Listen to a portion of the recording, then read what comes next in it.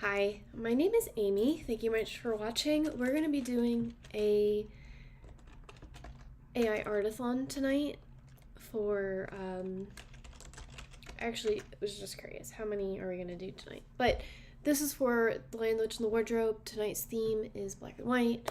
I'm about to start my Twitter space. This time we are not on my couch. We are, in fact, sitting at the desk like I'm a professional. And this will help me with my multiple monitors to have a better user experience for the people actually in the room. If you want to be included in the conversation, then you can find me on Spaces at Bandbooks Art. I'm about to start it right now. It is literally 8 p.m.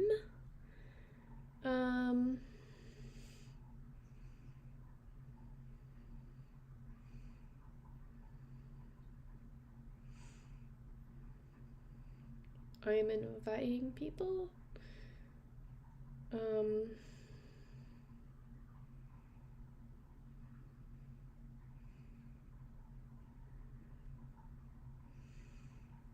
Okay. So I've invited 11 people. We'll see if anybody shows up. There might be, Zeller might show up and we might just kick Kiki around for a little bit. And then we will get into this. Tonight's theme is black and white. Okay.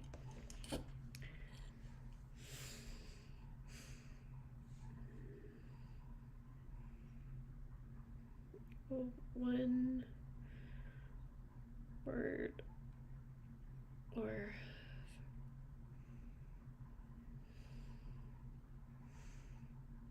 and be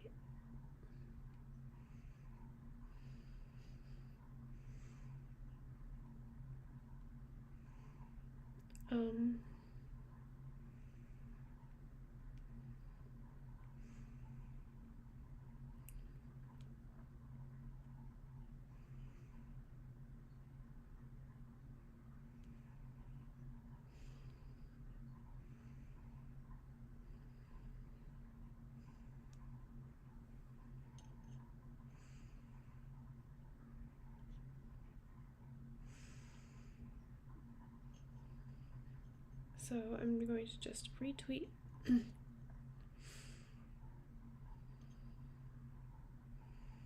Who knows? Maybe no one will show up. Thought it would be fine. Honestly, I have things I could be doing tonight.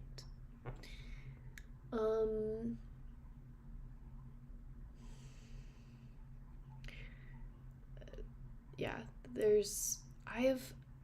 I did this tweet. It's been kind of ridiculous. I'm not even going to lie. This one, where did it go?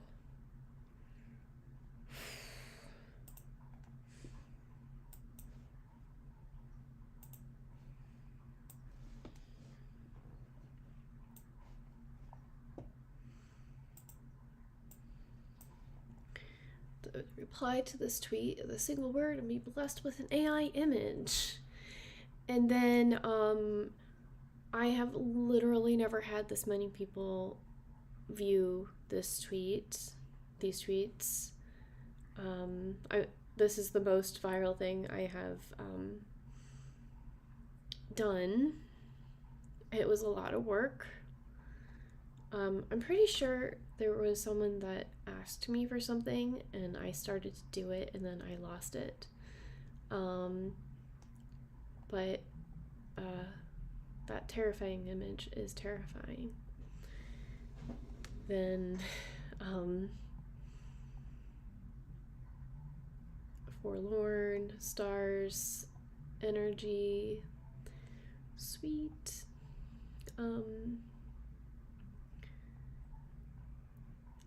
Phantasmagorical is an actual word. Who knew?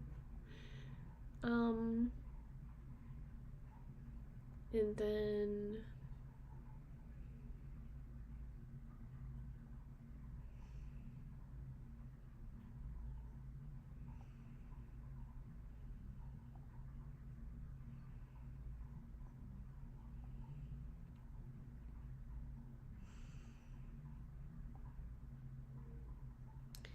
we got the victories. We're just keeping going down this thing. Conceptual was a difficult one.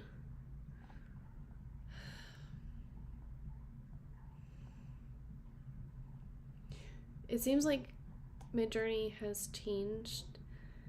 I guess I could take myself off of mute on Twitter. Hello if you're rewatching this recording, or if you just get here late. But I am streaming on YouTube, and I will also tweet out that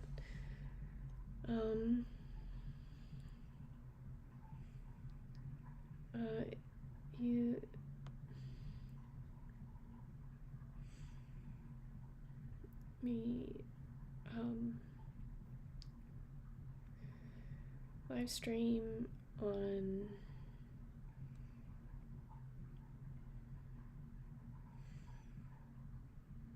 or YouTube.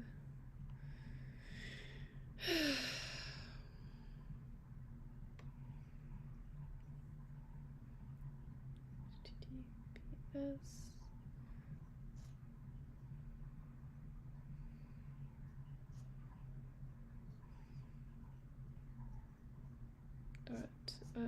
link TREE/band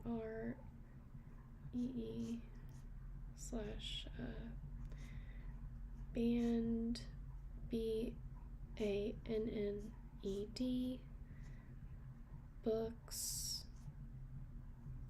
art.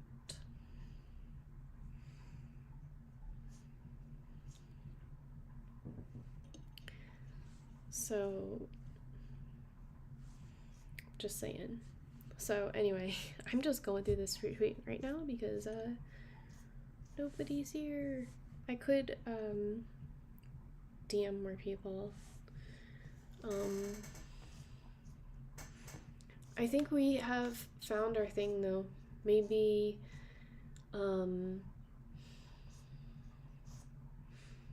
literally just not doing it as a space is what we should be doing going forward, because if I can reach 5,000 people and not have to spend a majority of my time doing anything in a fixed space, then more the power to me. We've got empathy. Ennui is like a feeling of depression, lack of fulfillment in your life. Oh, okay, so exponential.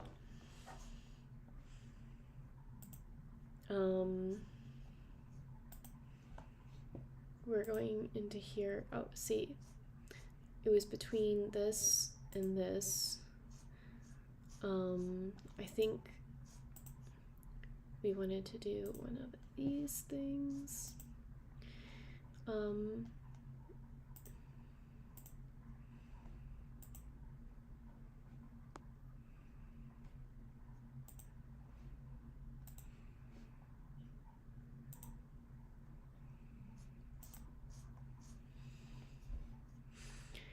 And then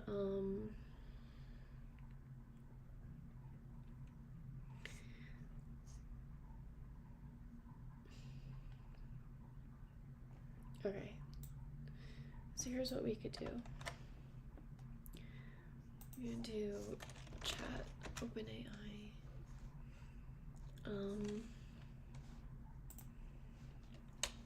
Please tell me an uplifting story about gratitude.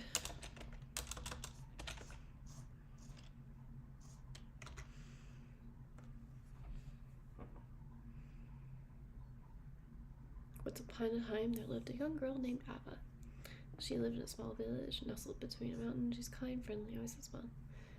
Deeply unhappy.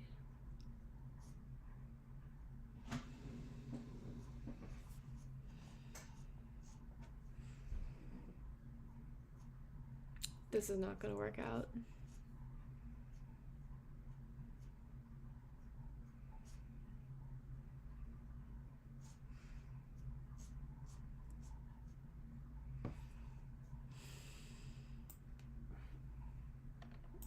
I'll just say,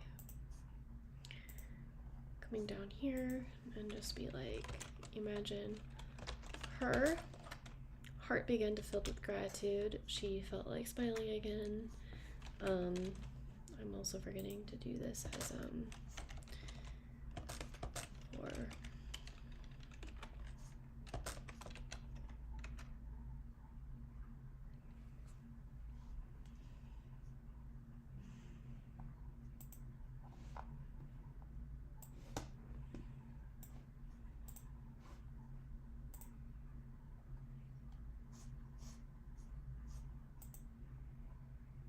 okay, my co-host is coming at some point soon. He said, let me finish eating. So it's not so lonely when there's someone else here. Kind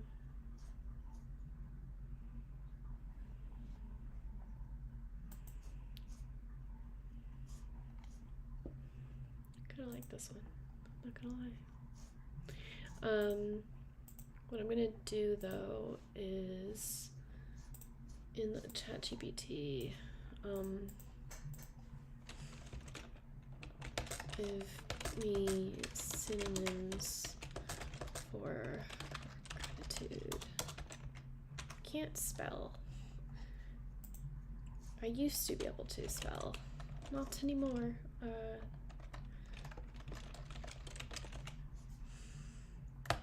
Gratitude. I can't even spell it.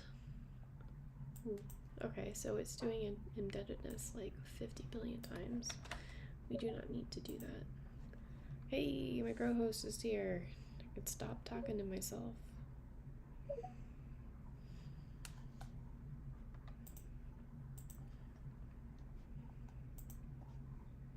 Hey, Robert, I invited you to be co-host. Please accept. Hey Amy, how's it going?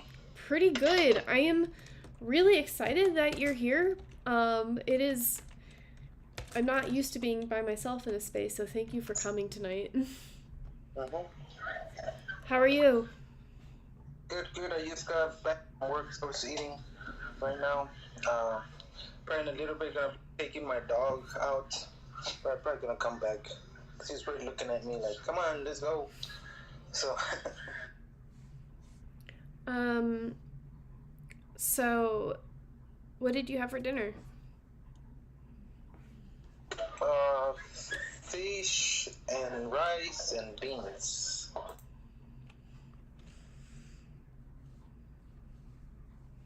Sounds good, honestly. Yeah, pretty good. I had to add some pepper to it because everything I eat, I always put jalapenos, hot peppers, salsa, Tabasco, chile, all kinds of spicy stuff. But yeah, it's pretty good. How about you? Do you eat? I have eaten. I had a frozen meal, and then I had some coffee flavored truffles for dessert. Truffles? Was it like bread? Truffles, it's like it's chocolate. Oh, okay. But it's not food, it's just it's snacks. Does it count as food? Well, I said for dessert, not my main meal. Okay, didn't pay attention to that part. I gotta tweet out this space. 1 second. Share it. Go down. I don't have a lot of friends yet, so hopefully a few showed up. um, so, what's this space about? You said about Wizard of Oz? Yes, I was saying that tonight's theme is about black and white. I am in the Wizard of Oz metaverse going to basically do the same thing that I did with the light in August, where there's going to be a black and white like exhibition hall before you go into the main area that's full of color, because it's Wizard of Oz and that's how they did it. Like before you go over the rainbow, it's black and white. So I wanted to get some black and white AI pieces. Oh, good. And you're gonna make them yourself, or is it submissions from people? So the submissions for people will hang in the gallery, but the light in August, the walls of the architecture, basically they had like images inside of them, but they like the wall itself like obscured a part of the image. So I don't really want to use like people's like black and white photography in a place where it's not showing the full piece of art. Does that make sense? Yeah. Okay, I mean, I still don't know what part of the Wizard of Oz you're talking about, but sounds cool. And yeah. I was gonna say, oh yeah, but that's why I have my name like OC at the end, because I like the Wizard of Oz too, and how it sounds and the name.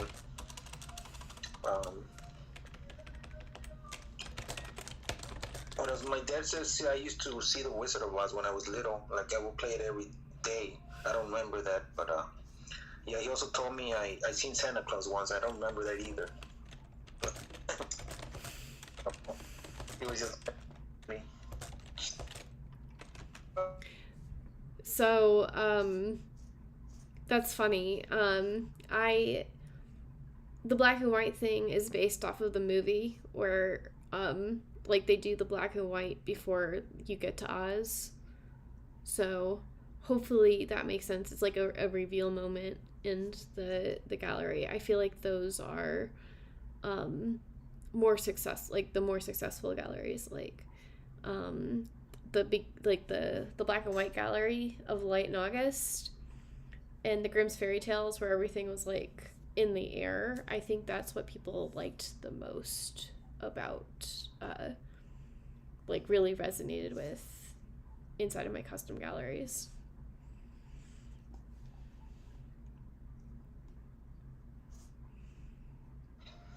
Yeah, it's pretty cool. Can what you called it? I have to Google it because I don't know what part you're talking about. Sorry. Oh, I'm talking about my metaverse gallery. The first one.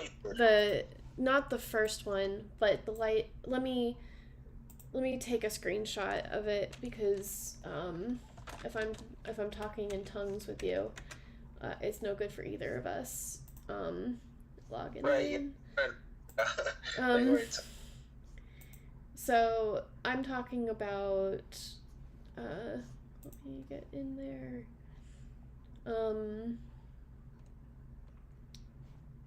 Okay, so it's a Light in August gallery. I'm gonna take a screenshot.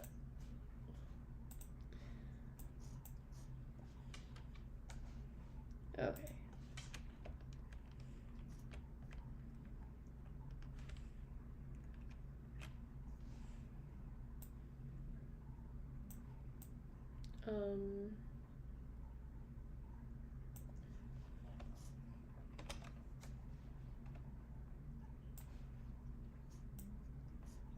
Okay, so took a screenshot. I'm gonna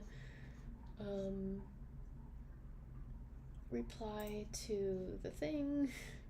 Sorry for multitasking, but hey, oh my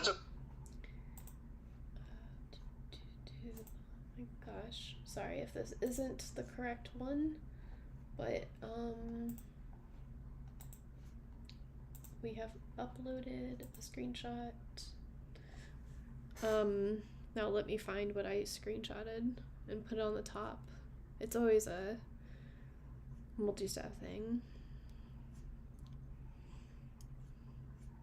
So,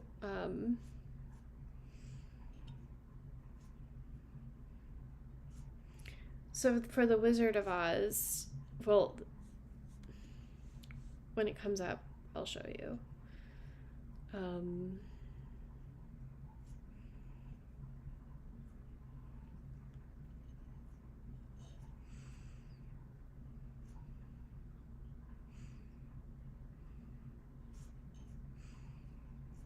Okay, so of course it showed up and now it's there twice. But if you look at that,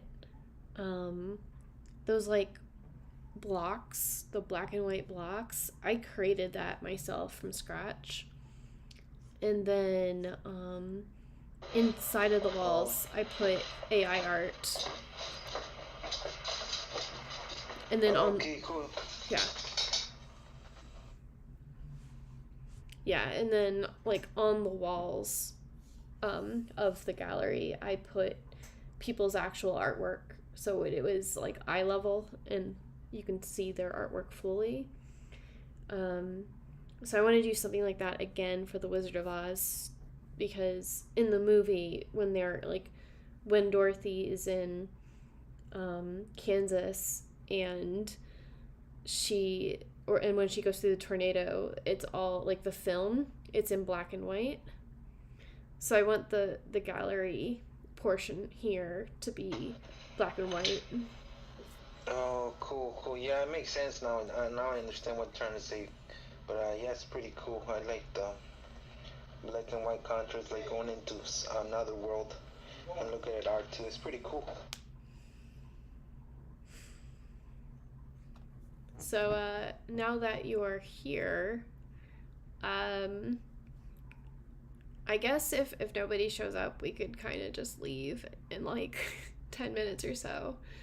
But not before I ask you to make some prompts for me with me. What? You sure? I mean, you can maybe people show up in a little bit. Yeah, I'm sure that people will show up. I just, yeah, I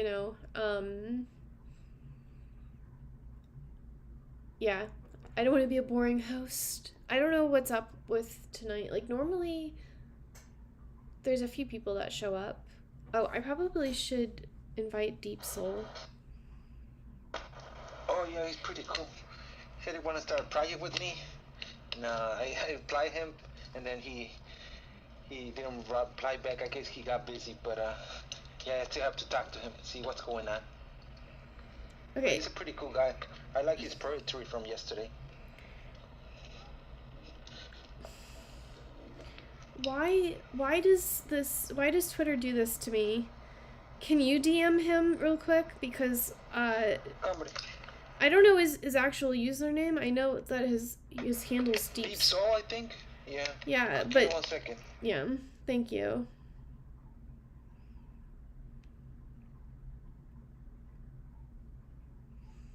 It's Chris Rific.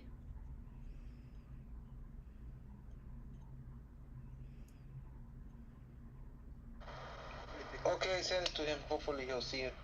Yeah. Yeah, but he was pretty cool yesterday when the show space ended. I like the way he talks, real smooth, and the way he expresses himself, and his piece is pretty cool. Hopefully he showed up. I wonder what time is it where he lives. Yeah, no matter what time you set your thing to start, or whatever time of the day your space is, it's going to be a shitty time for someone somewhere.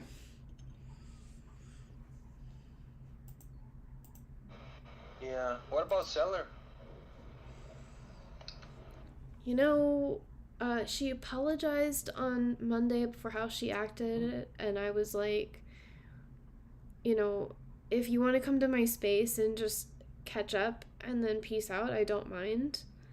Do whatever you want. I don't want to hold you to be in a space you don't want to be in, because that holds negative emotions for everybody, especially when you go off on me. But she has not replied yet, so either she's busy or she's decided that she just does not want to show up. She does not like my hosting style. Oh, okay. No, because I thought she was always supporting other people too. But yeah, I guess next time she'll be back. Hopefully, maybe she's busy. Yeah, she could be busy. But now I'm like, I don't want to be like, hey, are you coming? I mean, I sent her like the initial like DM. But I guess I'll ask her if she's feeling okay tomorrow. Like, my feelings are not hurt that she's not here. I do want to make sure that she's okay because she her life is a roller coaster right now. Yeah, I know what you're saying. I'm gonna be taking my dog for a walk, so I'm probably gonna mute myself for a little bit, but I'll be here. What kind of dog do you have? Schnauzer? Like the Monopoly dog?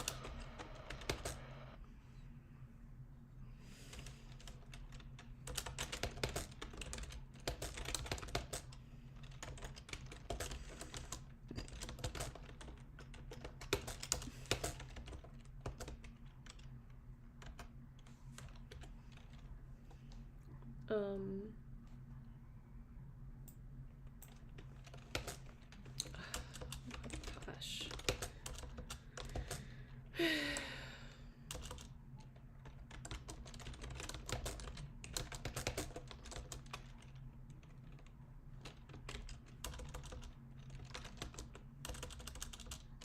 SHNAU Schnauzer for a walk. Do you hear me? Busy. Hello? Yes, I did. I am on mute okay. because I'm good What's going at on? this. Yeah. Busy. London. I'm pretty sure that if I do things in color that I can just change them to black and white when we're done. I'm not sure about this though. I'm not super good at all the things yet. Like, I do metaverses. I just don't use any of the art tools, the digital art tools. I'm getting better at it. I learned Pixlr. So...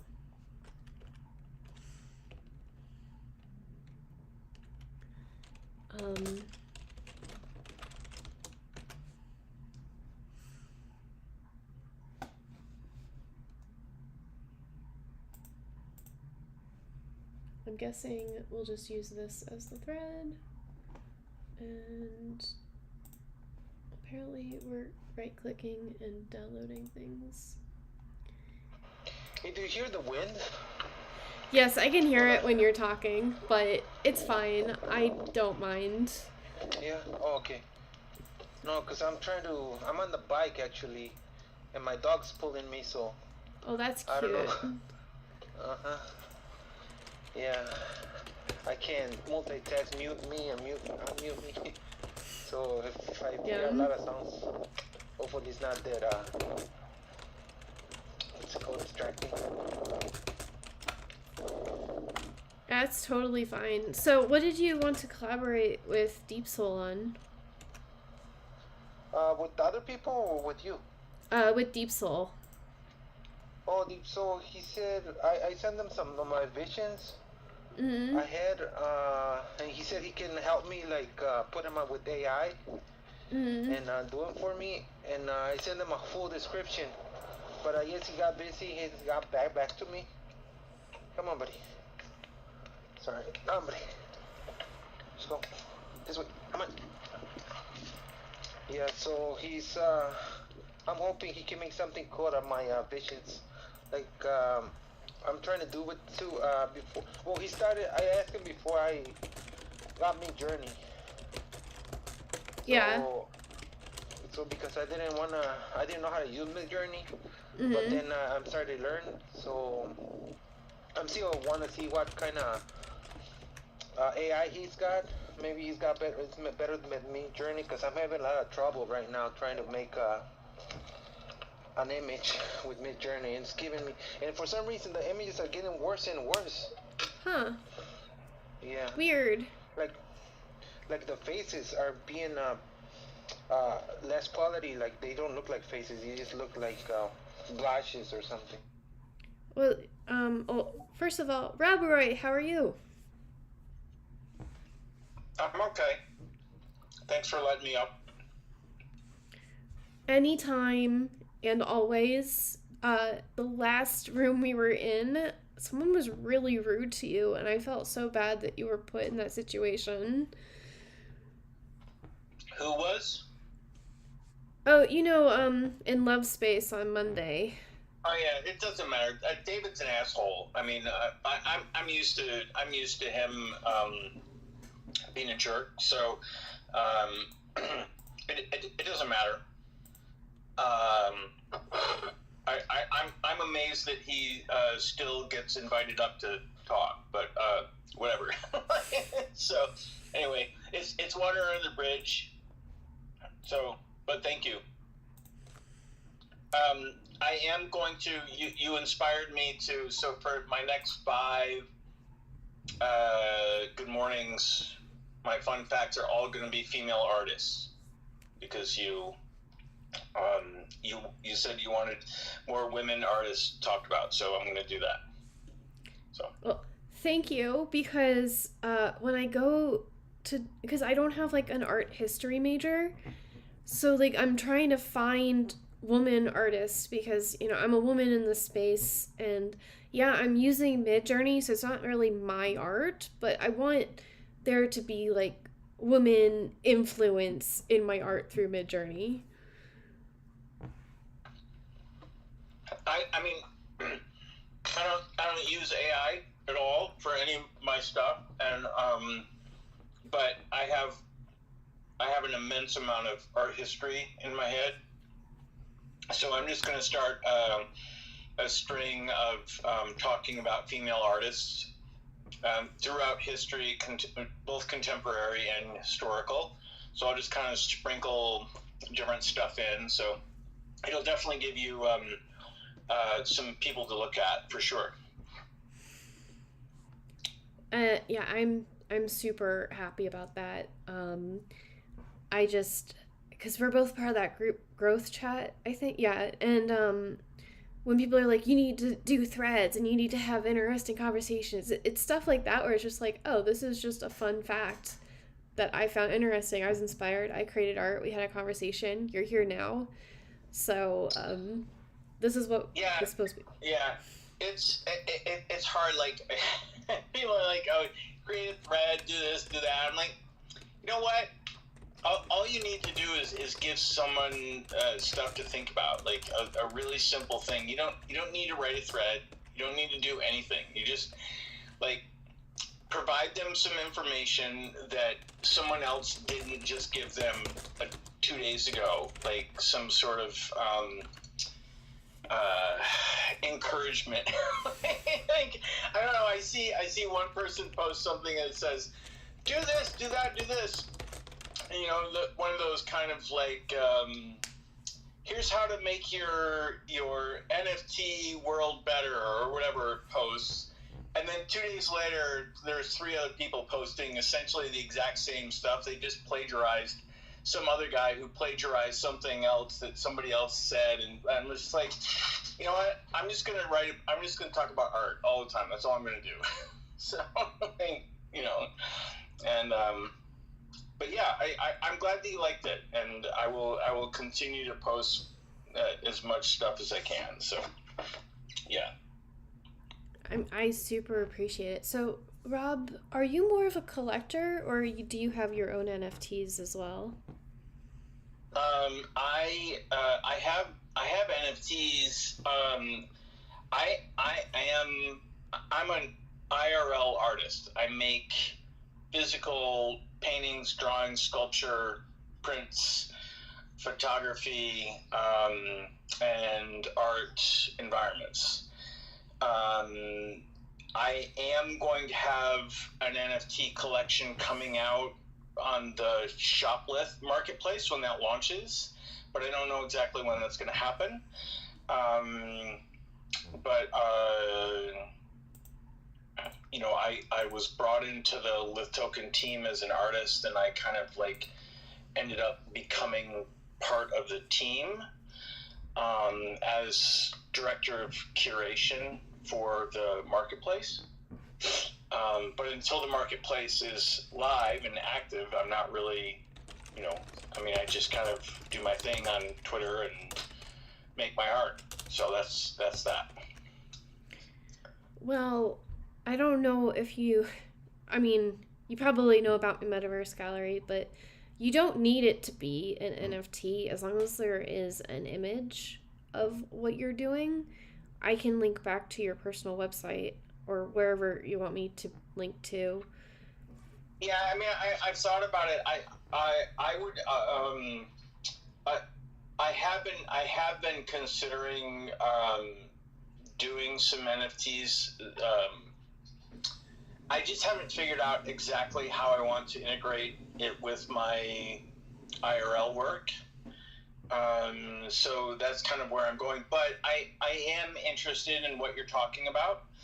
And I think that, you know, we could certainly have a conversation about possibilities of something, because the metaverse is extremely interesting to me. I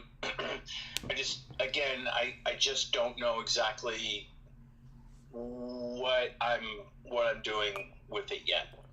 But yeah, I would love to chat more about it. I mean, my dream is that I connect with someone that, you know, is a curator, and then they just send their artist over to me, and then I don't have to be in a bunch of Twitter spaces all the time, and I can work on actually getting collectors in the room. But, you know, we can all have dreams.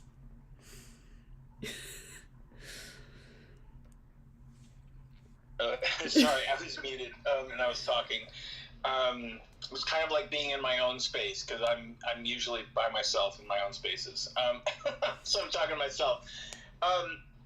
Yeah, I mean, the thing is that I'm not really that interested in much in many NFT only artists, because I think that a lot of it is really just graphic design, and you know, it's someone, you know, remaking an ape or some sort of monkey or a zebra or something, and it's just all very boring to me.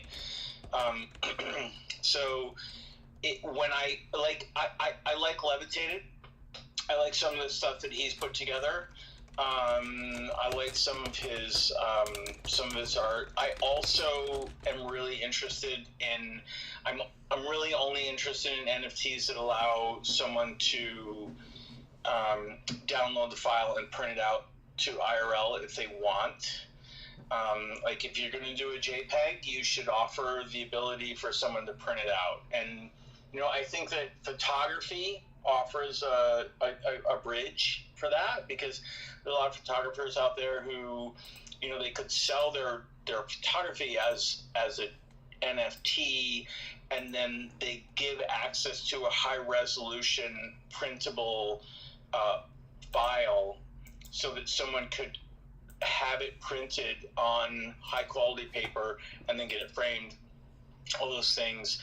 And then they have the NFT as the, you know, it's like, yes, I own this. And then, you know, there's ways that you can like only sell 20 of them, and you know, that way the value is preserved, and you're not just like selling millions of them and things like that. So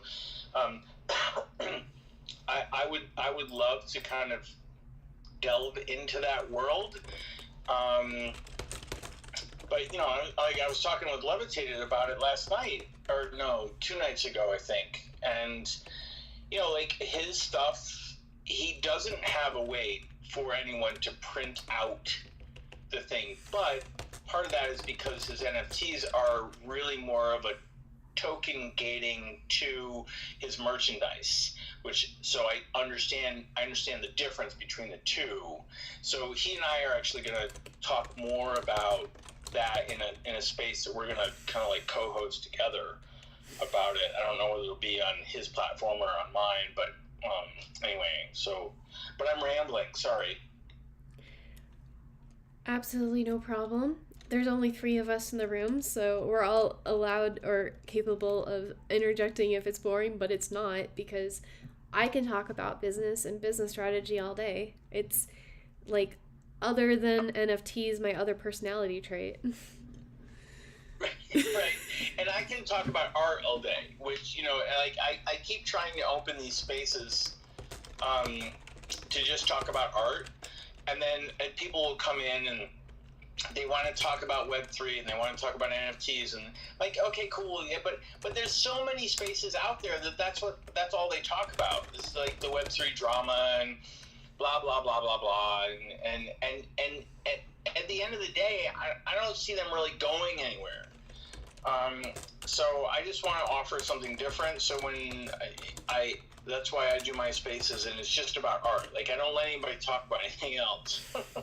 I'm like, no, you're not allowed to talk about that.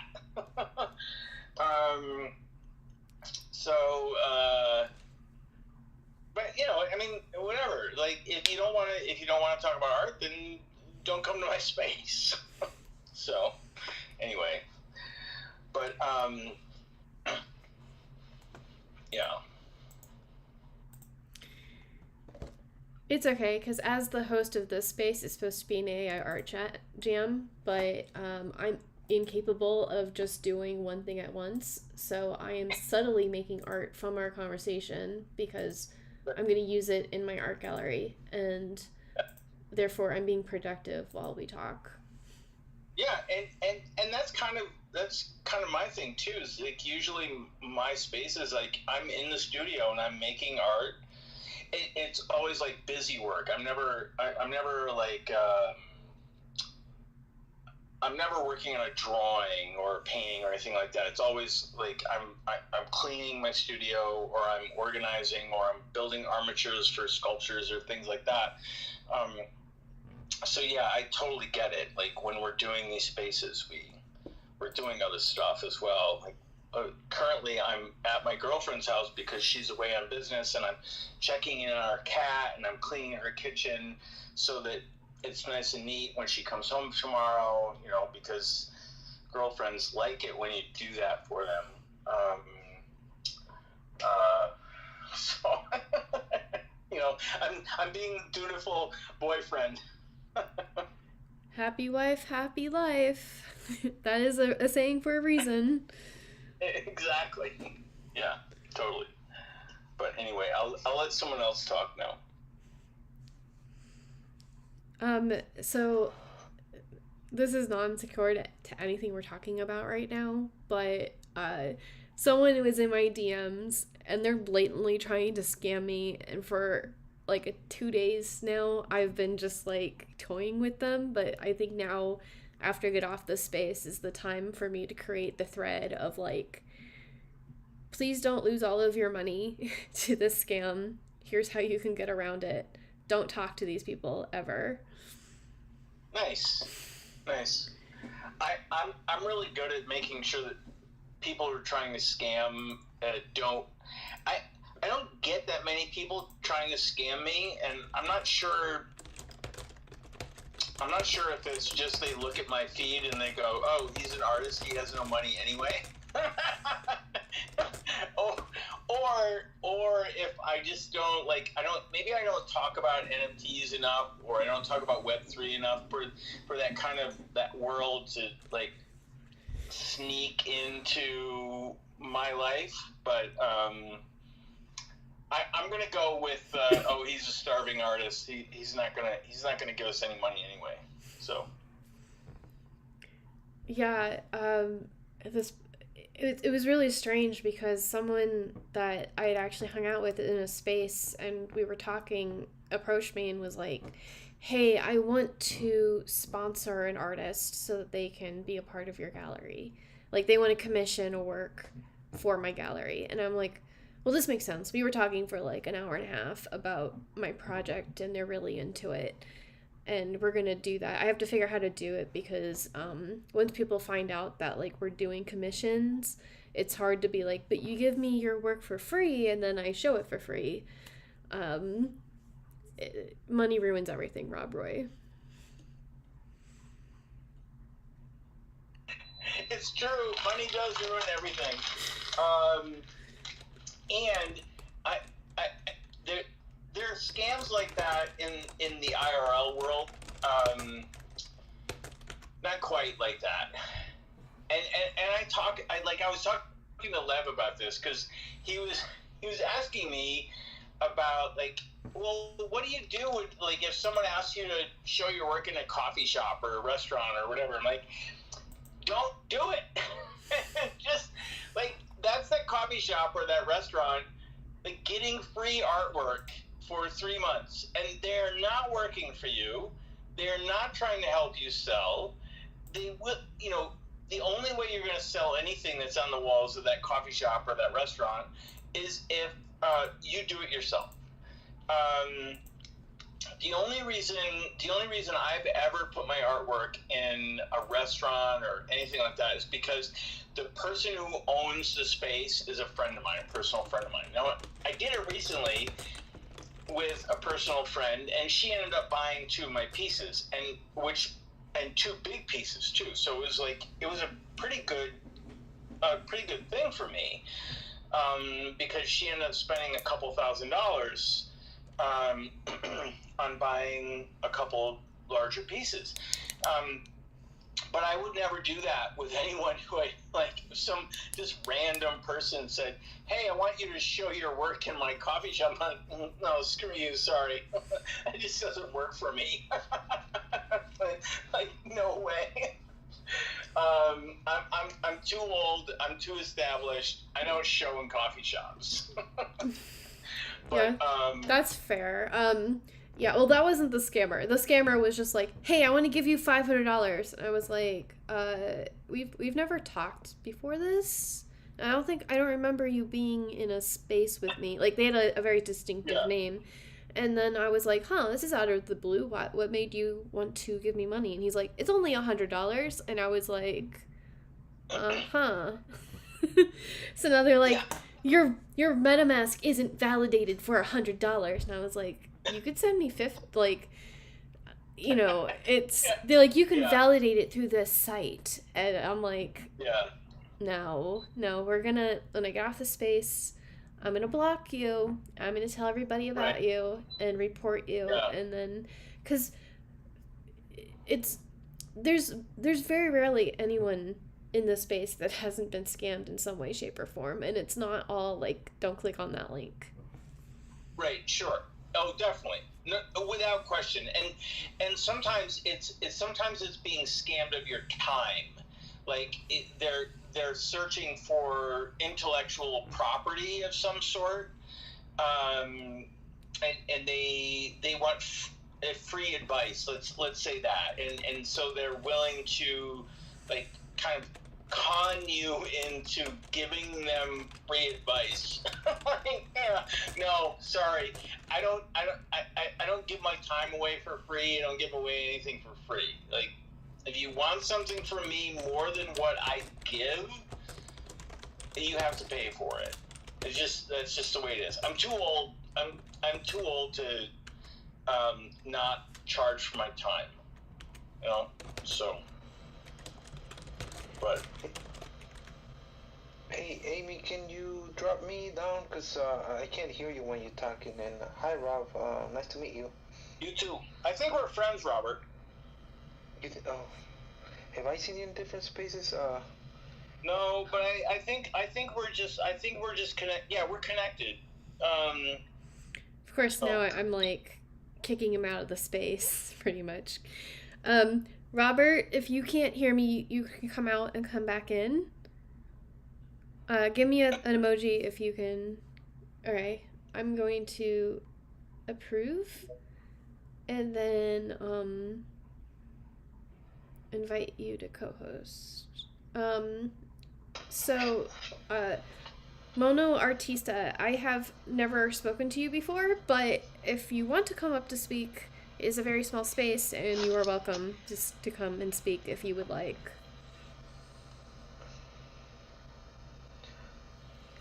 So, yeah, consulting is a thing that I should probably get into at some point. Get out of, like, I think the Web3 gold rush is over for developers, but I think there's still going to be a space for developers in Web3.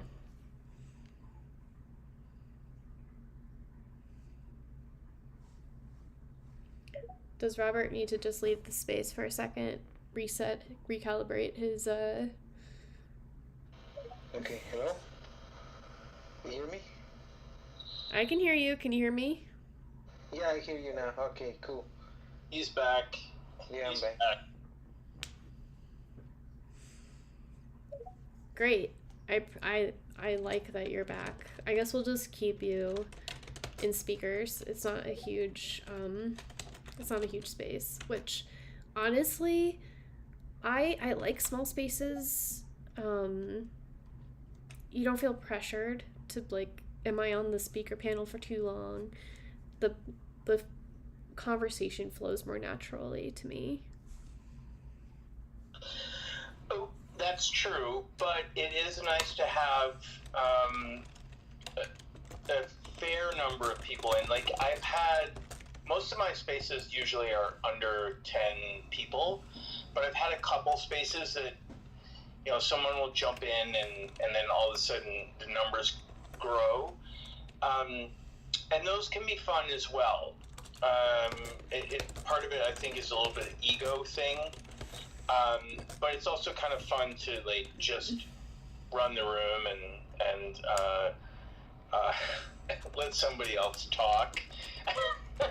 You know, I mean, because it's hard to just keep talking.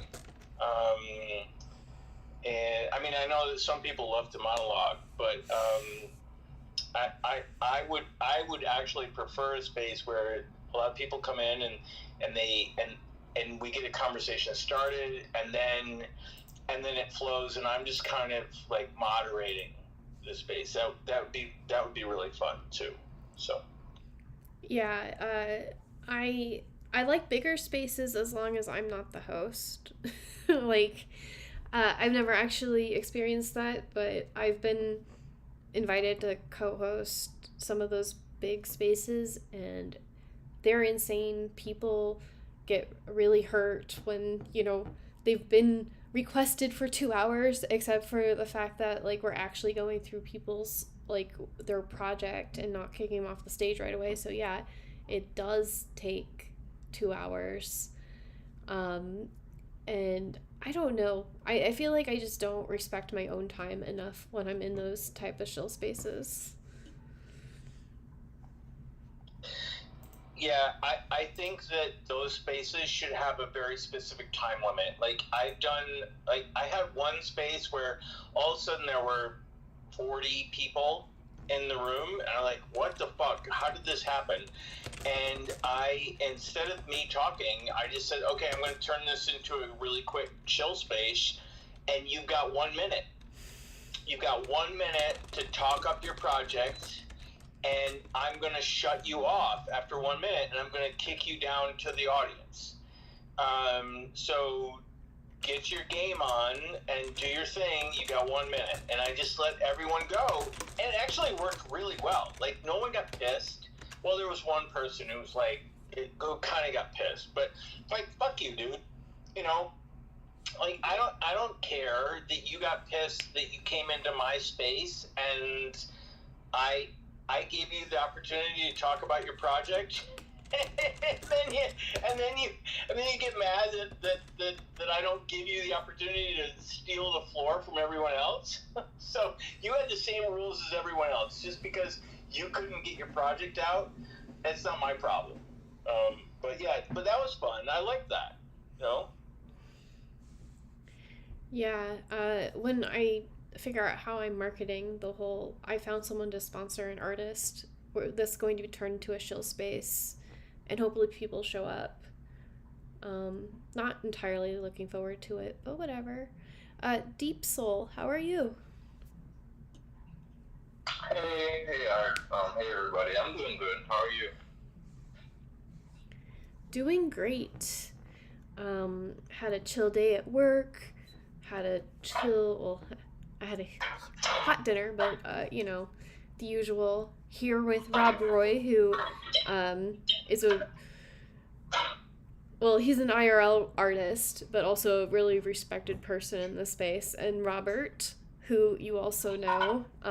So it is a fantastic night tonight. Okay. Yeah. Yeah, I was realizing that I wasn't seeing the spaces up top, so I just went to the link that Robert sent me to this space, and that's how I hopped on. Yeah, I mean, is everyone else experiencing that too? Because like sometimes the spaces are showing at the top, and then other times they aren't. Does anyone know what's going on?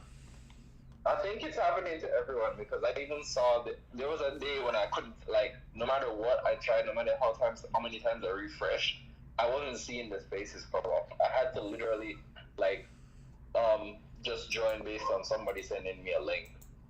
So I think it's happening to everyone.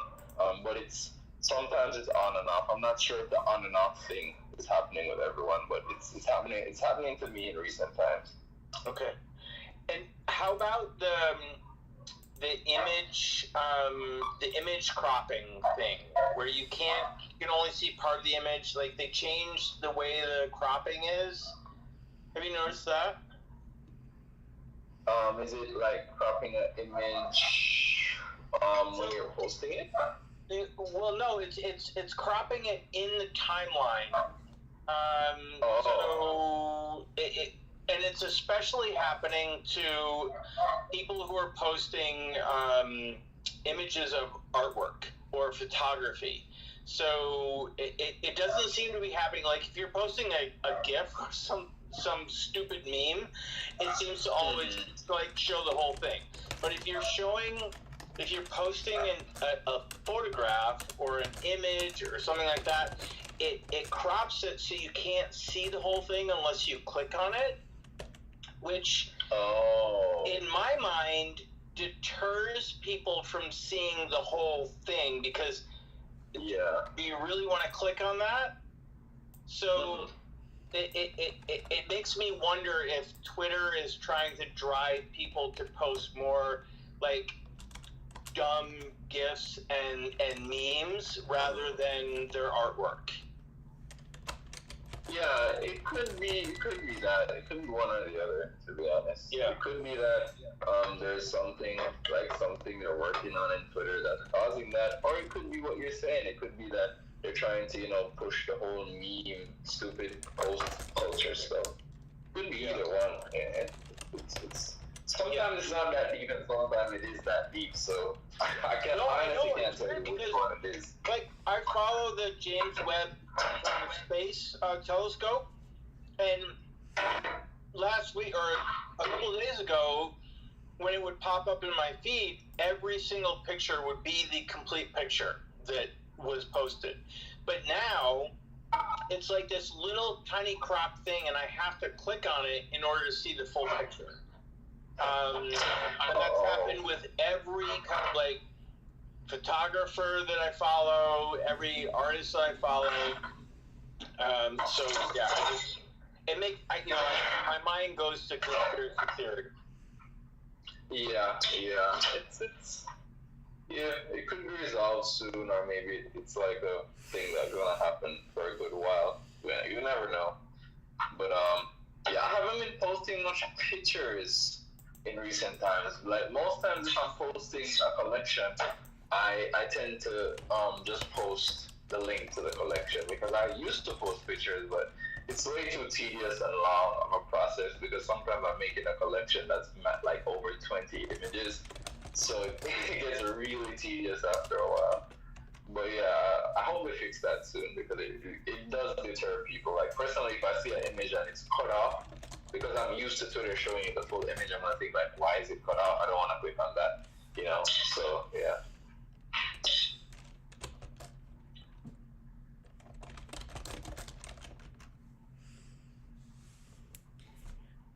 I just told Midjourney to make a stupid meme, and it's all stupid and not English. I think the AI generators don't the AI art generators don't know English because they've made a couple images recently for me. I didn't even ask for it to be a meme, and like all of them are coming up with like memes from like some unknown language, you know, like the AI has a specific language that they're using in this stuff.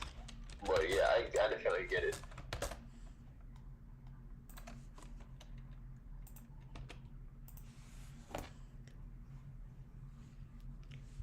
So, Amy, I wanted to ask, those images that you posted today in response to my America Sought post, were those images that you asked AI to make? Yes, and I cheated, and all I did was buy and her name, so I didn't even give it a subject. I just was curious It what said it knew. America Sought, and that's what it kicked out. Yes. Okay. I was just curious.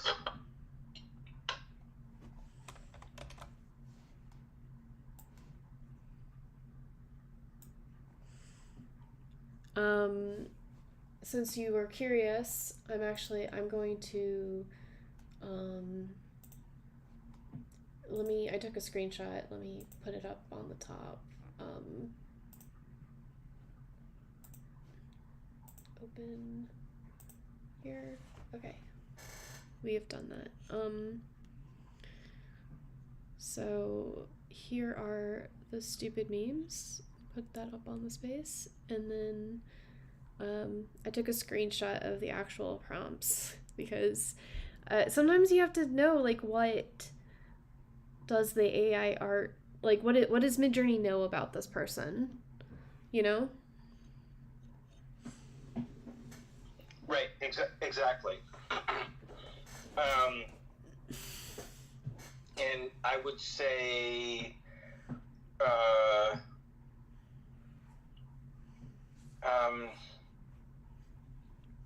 yeah, I don't know. I don't know what it knows about Mary Cassatt. So you know, it's hard for me to say. But yeah, it seemed like it knew that it was like an impressionist type style, which I guess. Well, and that she paints women and children essentially. So.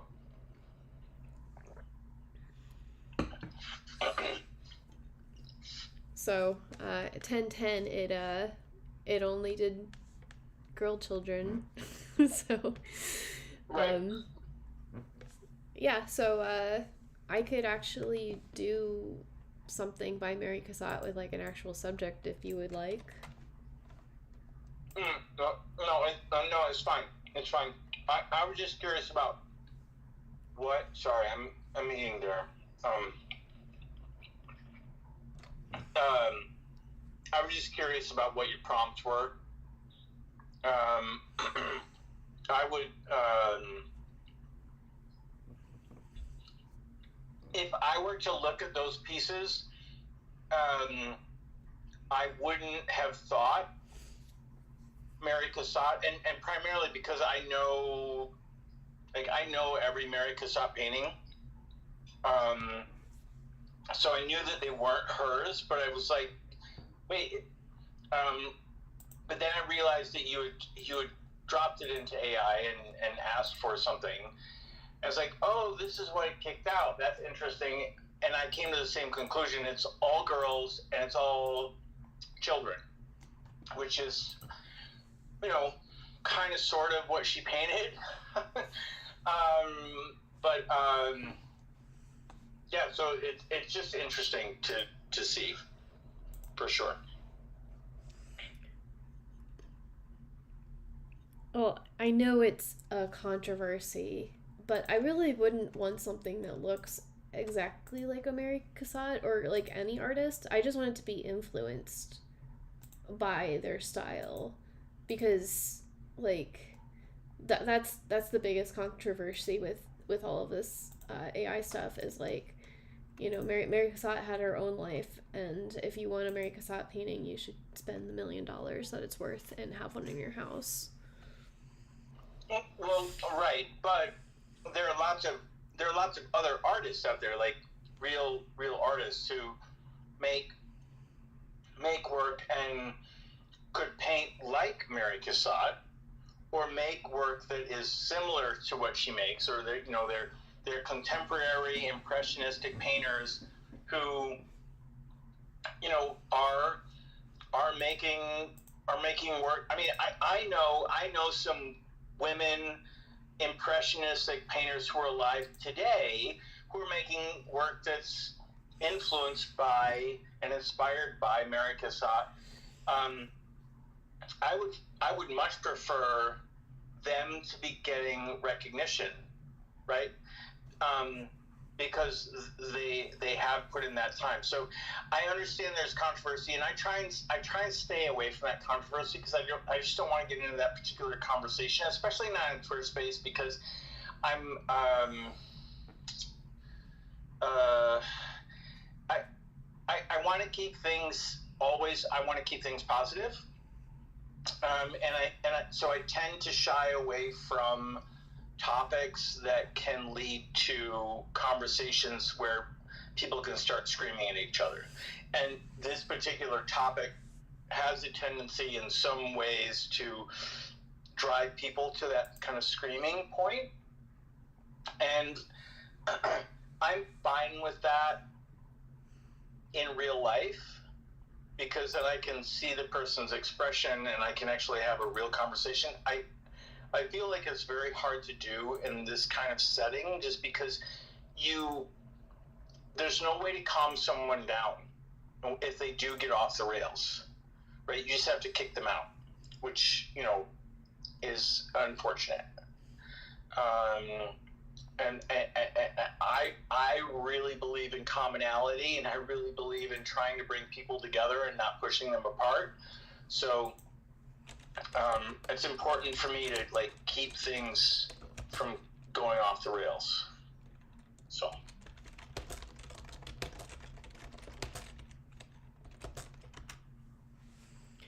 I totally understand where you're coming from. It seems like asking people about their impressions of AI art, and then do you think Web3 artists should get royalties, are the ones hosts don't know what they want to talk about, or they want to stir the hornet's nest. That's where they go. Exactly. It's so true. It's so true. Stirring the hornet's nest, or if you want drama, you just bring up Alex, or one of those names or something like that, and then you get drama. And a lot of these NFT boys love that drama. So whatever, if that's your thing, that's your thing. But I'm not going to participate. I'll just kick you out of my space, and I definitely won't go to yours. So.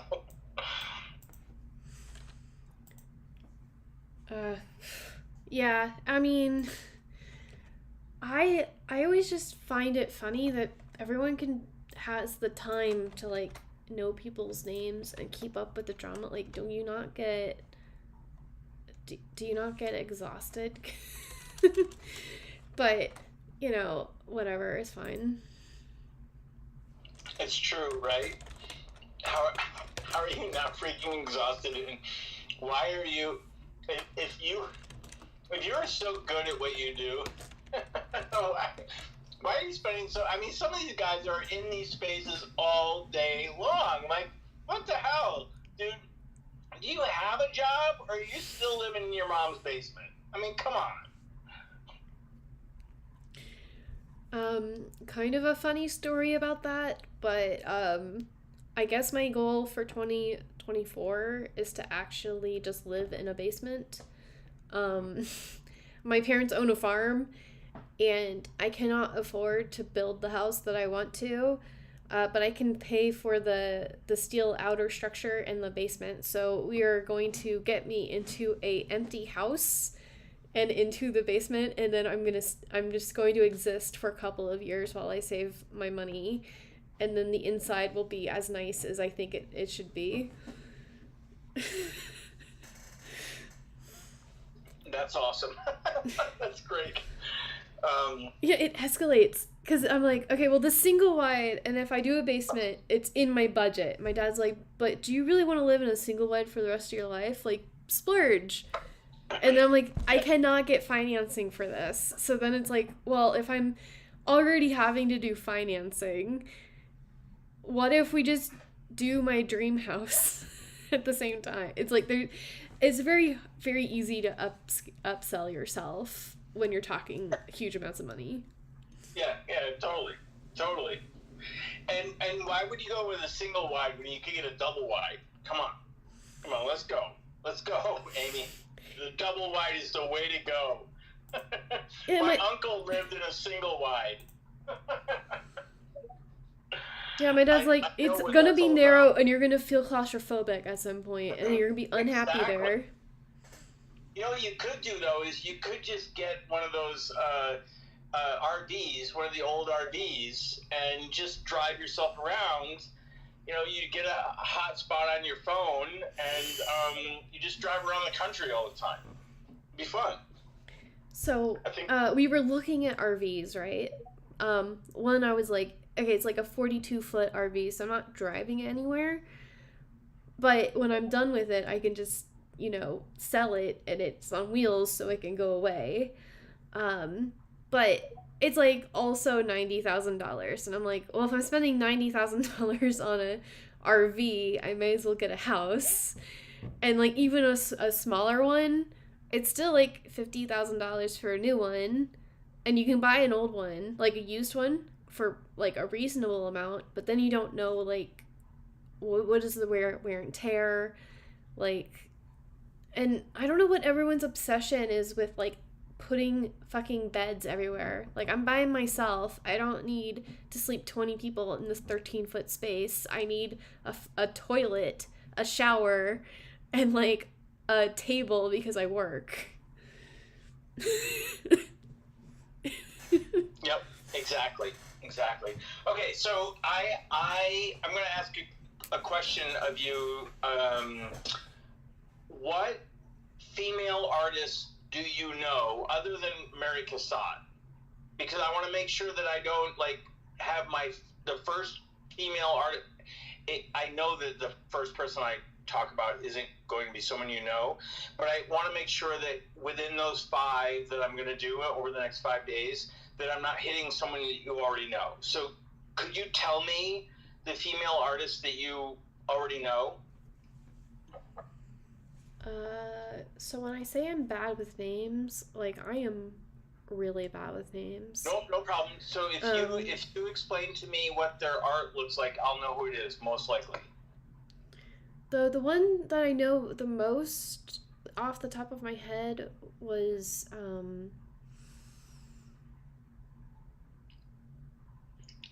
oh my god. She was actually like the sister-in-law of the famous artist. And she sold Van Gogh's sister-in-law, I think. Right? Like that's Ian's PFP. Wow, I'm really bad at this.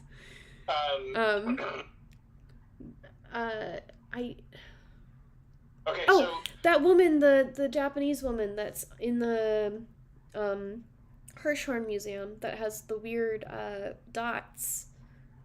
Her. Oh yeah, names. I know who you're talking about. See? Okay, she wasn't gonna be one of my people anyway. But I'm gonna name off a couple people, and just see. So, Georgia O'Keeffe. You know Georgia O'Keeffe, right? No. Okay, Frida Kahlo.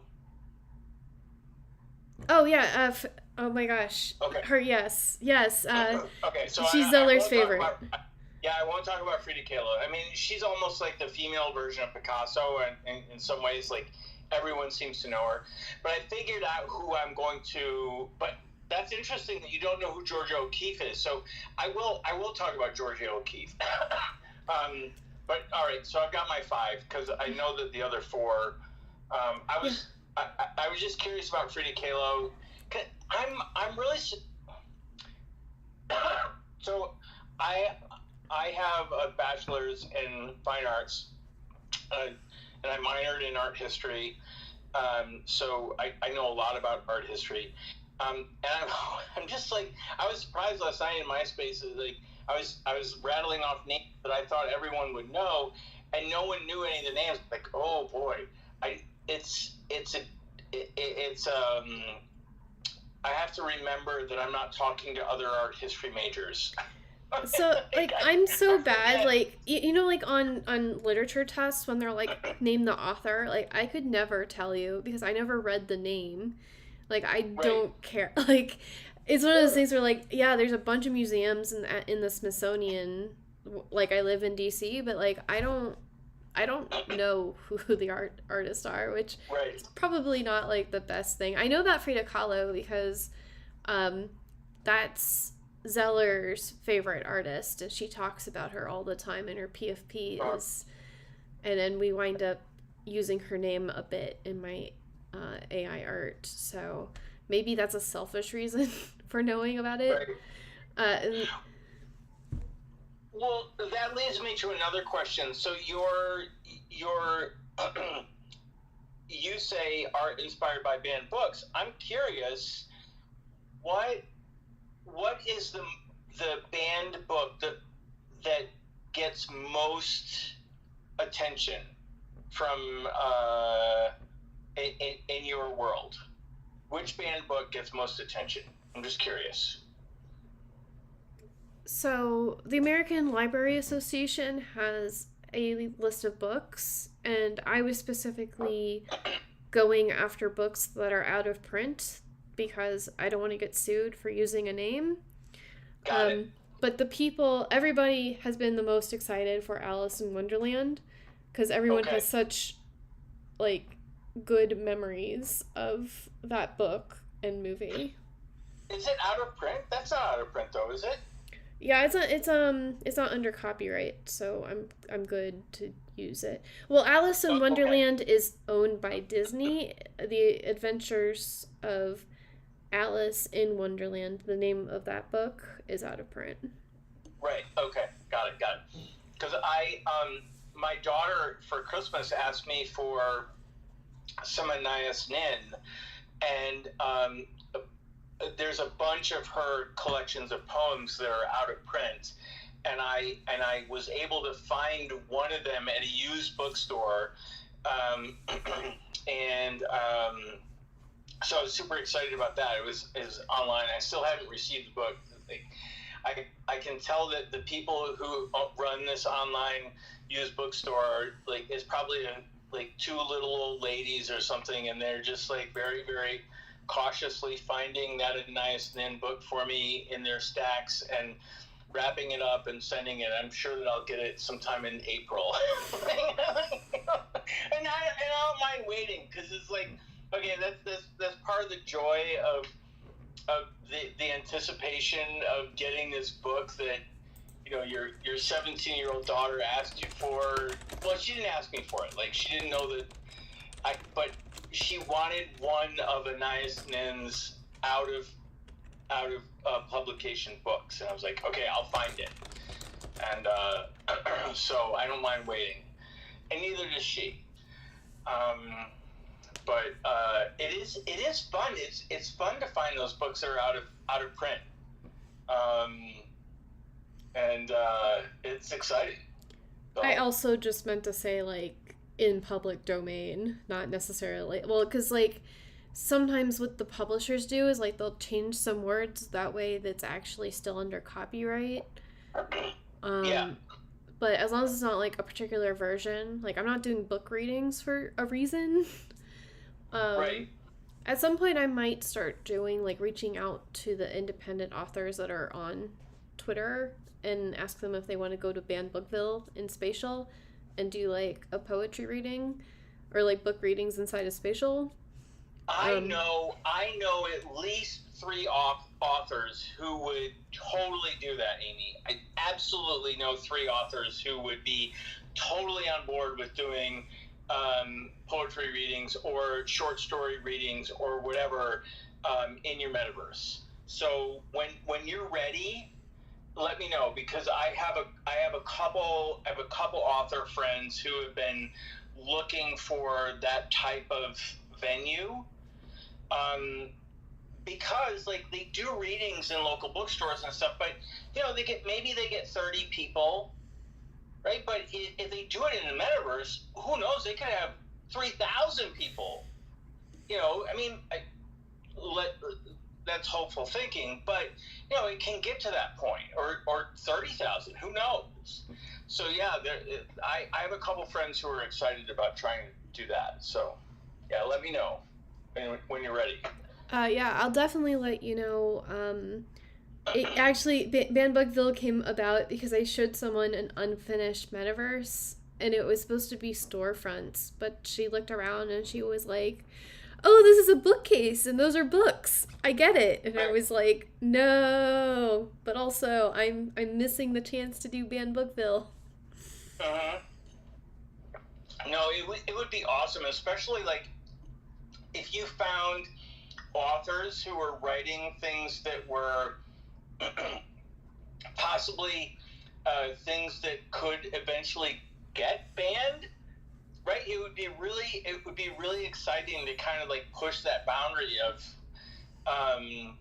this is something that you know 100 years ago would have been taboo and would have been something that would have been banned, but we can do that here. We can let these people express their thoughts and their ideas and not have them be silenced. So that would be awesome. So I just invited neither of them accepted, but hi, Brent and the Nose Boy.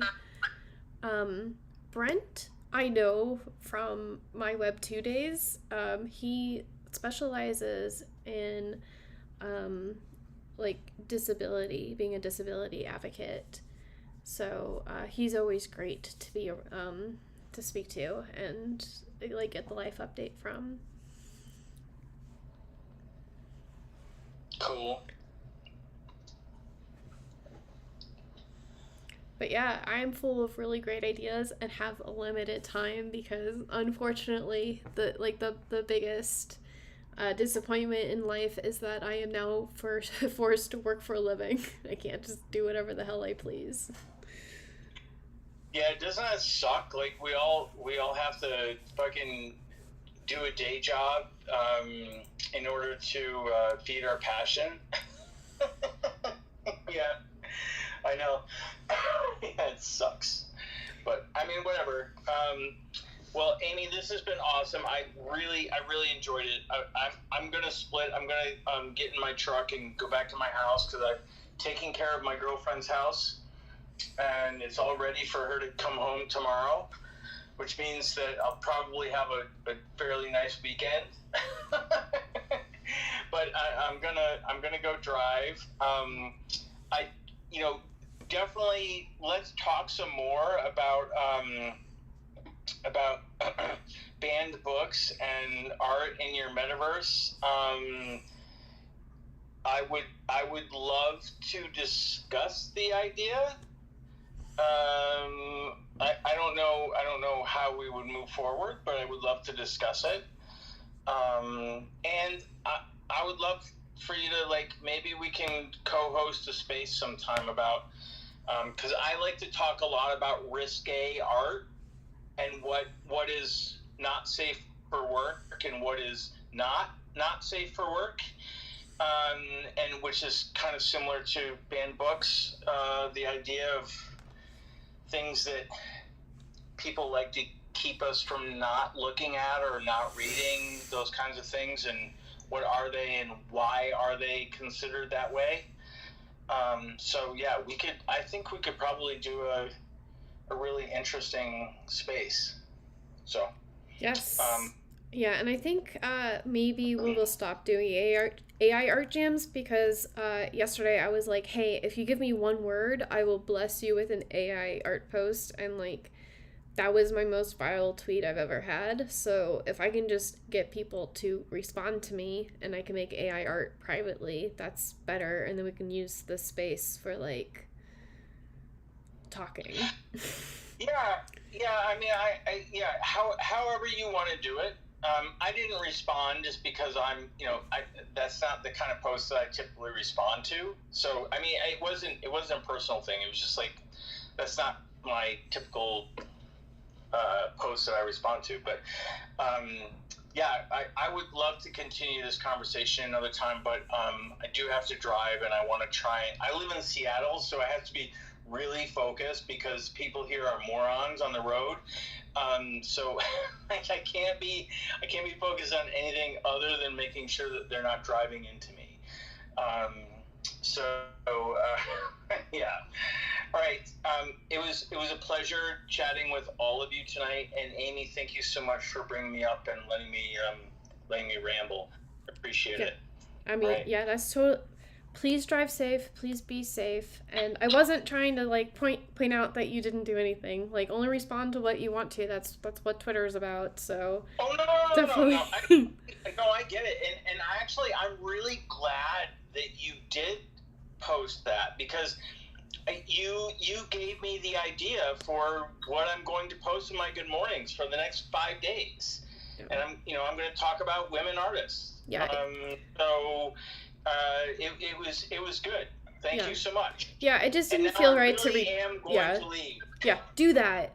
I was just. Have a good night, everyone. You too. Right. Have a good night. Bye. Yeah, that was a very. It's always lovely to catch up with him. Yeah, the only reason I didn't respond directly into his thread is that it seems disrespectful to be like, hey, fun fact about this real artist, and me being like, oh, here's this AI piece of work that's based off of her stuff. Like, that's not the time or the place. But an AI thread about AI stuff, that's a place where you put AI art. So there's that. Anyway, Robert, how are you? I feel like we haven't talked in forever, but we literally just did this. How are you? But are you still there?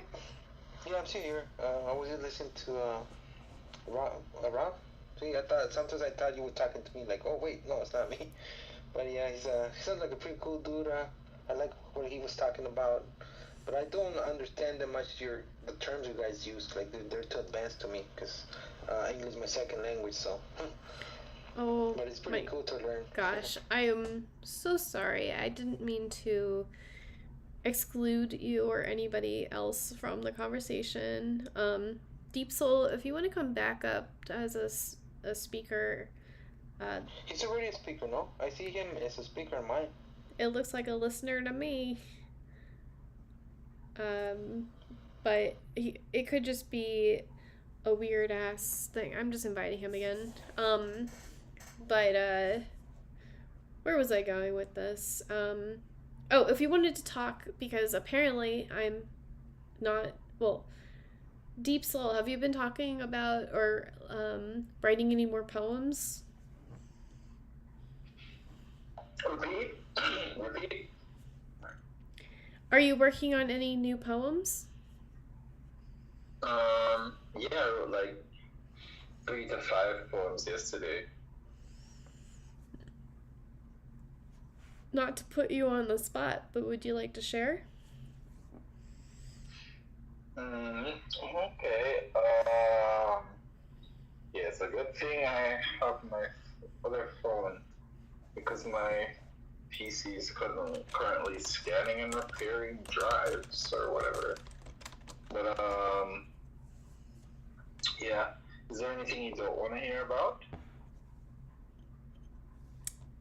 No, not really. I know that you sometimes have darker themes, but could you give us like a choice of which ones, like an overall theme before we go into it?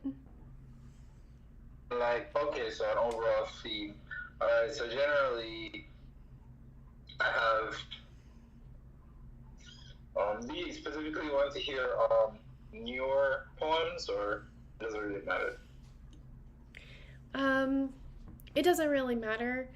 I really like that one poem that it seems to be like your go-to poem, but I've heard it a few times. I'm not sure if you want it to us for us to hear something new or not. Yeah, it doesn't really matter if it's something new or not. It's all up to you guys. Yeah, go ahead. So I'm just gonna give you the themes. Alright, so I have this just like dark poetry. I have a friendship poem, and I have heartbreak.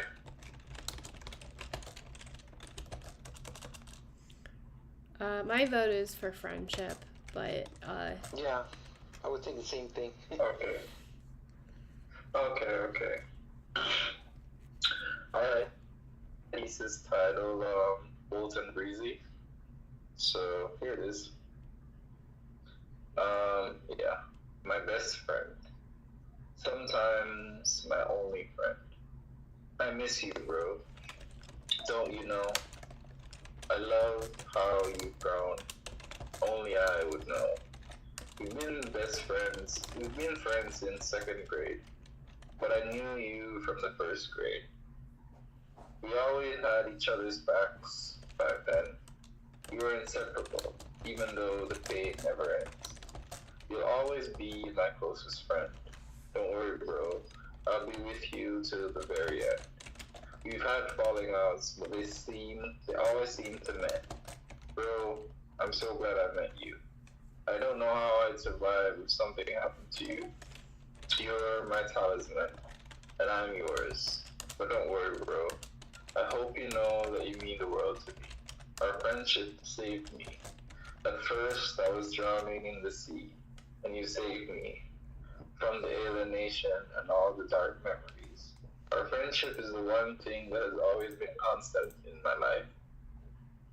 I'm not the best man at your wedding because I've already met your future wife.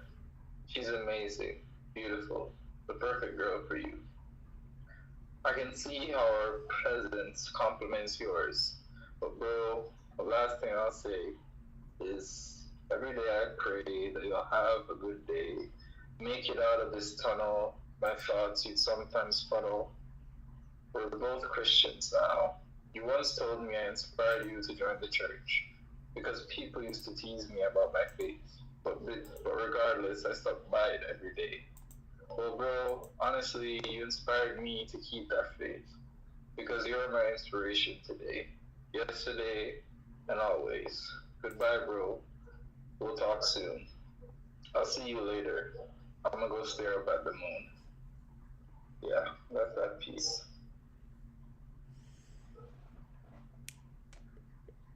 that was really beautiful.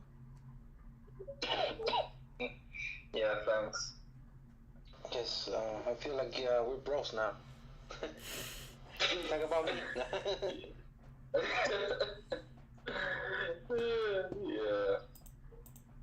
Yeah, it's fairly recent. That's a fairly recent piece. It was Is this about your friend? yeah, it's literally about a friend of mine. Cool. Does he know you were? Did you show it to him? No, it's IG though. But I don't know. I don't know if you've seen it.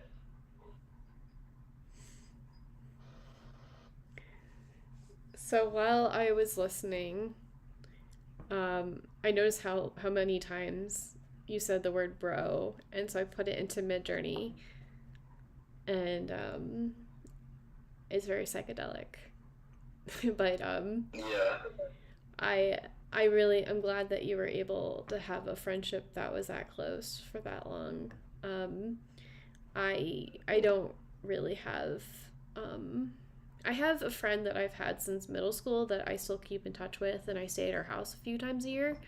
But other than that, like I don't keep up with friends. Yeah, definitely. I can relate. Definitely relate. So you just put the bro, and that came out. Bro, comma psychedelic, and it was just Okay. like, Makes sense. Oh, okay. yeah. Yeah, because I thought by itself, but like I don't think it would create that, but I guess. Yeah, that's what I'm saying. Because I'm like, wow, if that was just you typing in bro and it came up with those, I would be like, what is going on in that AI? Look, Yeah. sometimes you have prompts that are like 50 characters long, and sometimes you have 2, and they come out the same quality. So Yeah. Sadly, my trial is up for Mid-Journey, so can't create any more images on Mid-Journey. And Mid-Journey has a lot of like stuff that would like stifle my prompts because you can't use the word sucking or killing according to their terms of service. Even if it's not used in like a malicious way in the prompt, it's just it stifles my creativity. I prefer to use the other AI art generators. I think that the exploding head thing was because I was trying to use soul sucking, and someone like can't use the word sucking, and I was like, how do you get around this? So I just did synonyms for sucking, and then her head exploded, and I was like, this is a cool picture. So Yeah. I just wanted to say hi to James. Yeah. Also, please respond first, Deep.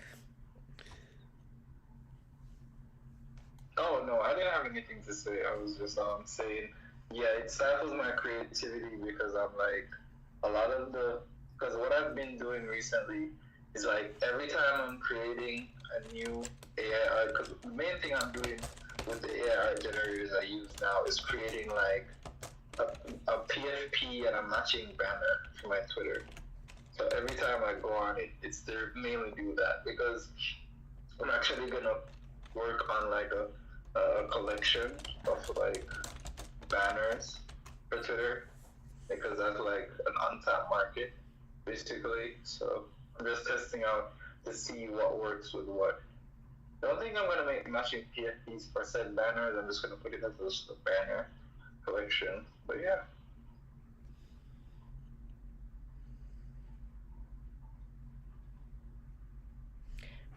What AI are you going to use, like program that's not Midjourney? Are you going to use like Google Colab so that you can use Dolly, or not Dolly, Stable Diffusion? The one AI generator I use that can produce like images, like banner type images, is Artbot, which is under this whole Stable Horde company.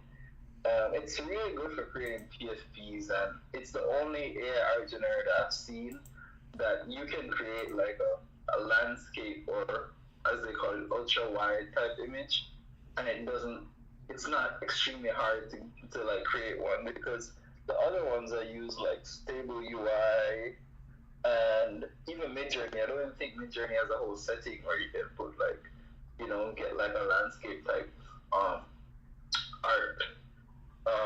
landscape type picture. So yeah, I would be using Artbot.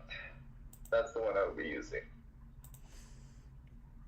Yeah, I mean, with Midjourney, you can set the aspect ratio, which is how tall or wide it is. But sometimes there's an issue with like centering an image, which is why I like to do the aspect ratio taller for the most part, because I like to do a lot of like people's faces, and that way if it's too tall, I can just crop it myself. Oh, okay. That's interesting. But So Art, have you ever made a AI avatar of yourself? Like I remember it was really popular a few weeks ago. It wasn't Midjourney, it was another one. I think it's on Google, or not Google, the Apple App Store. That you pay like $10 and you get like 100 samples of your I don't even know if they're PFPs or your profile pictures essentially. And you get like 100 different free samples for like $10, something like that. Have you ever tried that one? Yeah. I think it's called Lenza. I think that's the name of it. I never tried Lenza, but my current PFP is from Voila. So it's just like an image filter of me. So to be fair, my mom looked over, she saw my PFP and she's like, "That's a terrible picture of you." And I was like, "Thanks, Mom. Love you too."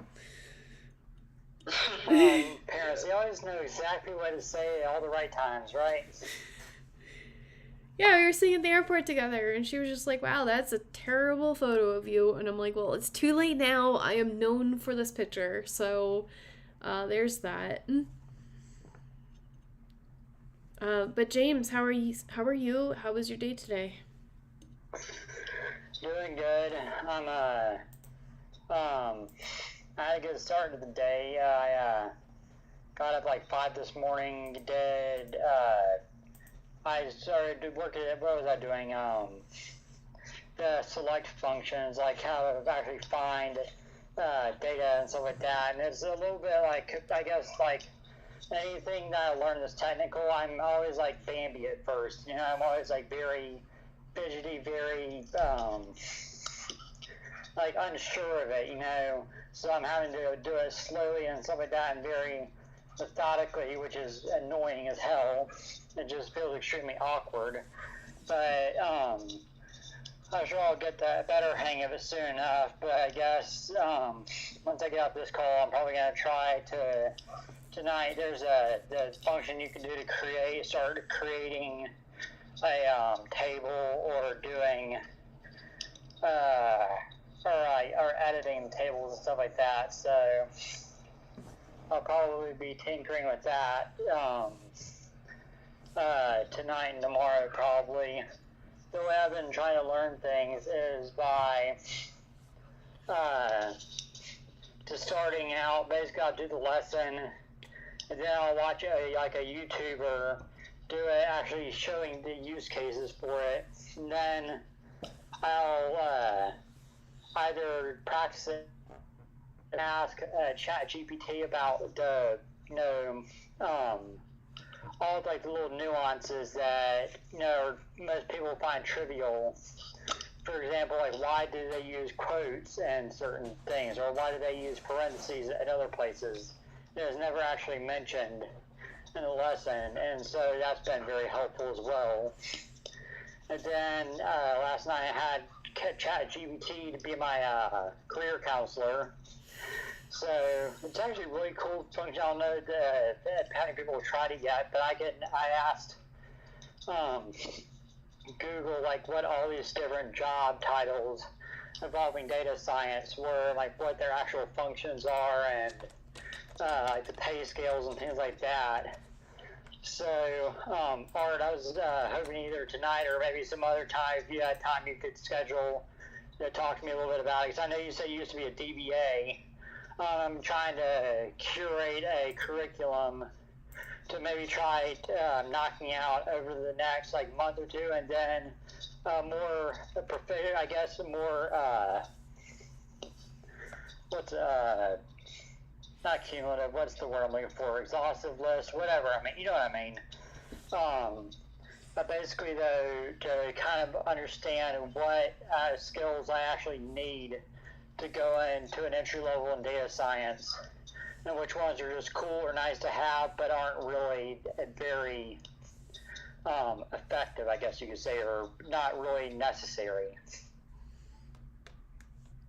Yeah, so I think completing the course will do you a lot of good as like a first step. while you're doing that. I just sent you a link. It's the bls.gov, and it has a really good tool in there where you can basically look up different careers, and it'll tell you what education you need for it, and what is the salary range, and what they predict, like how many new jobs every year will be added to the economy with that.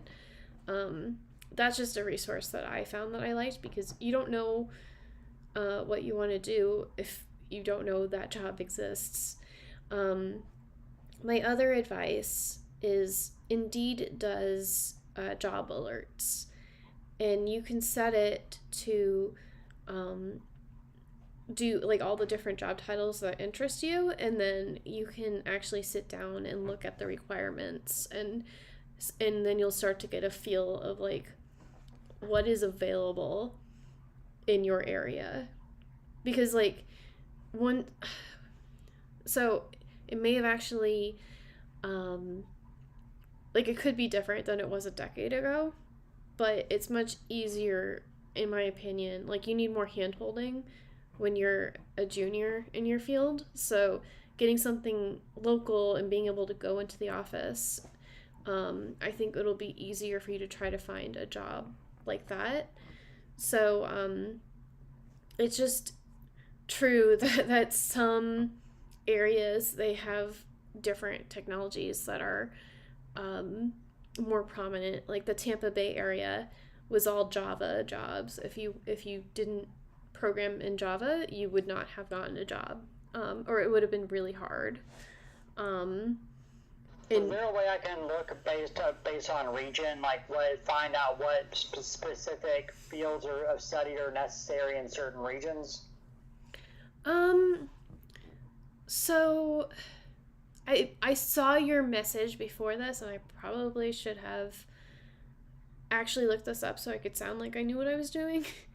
But like in my that's all right. yeah. I'd rather you be honest, and I'd rather you be honest though than just pretending you know everything. No, like I think for me, if I were you,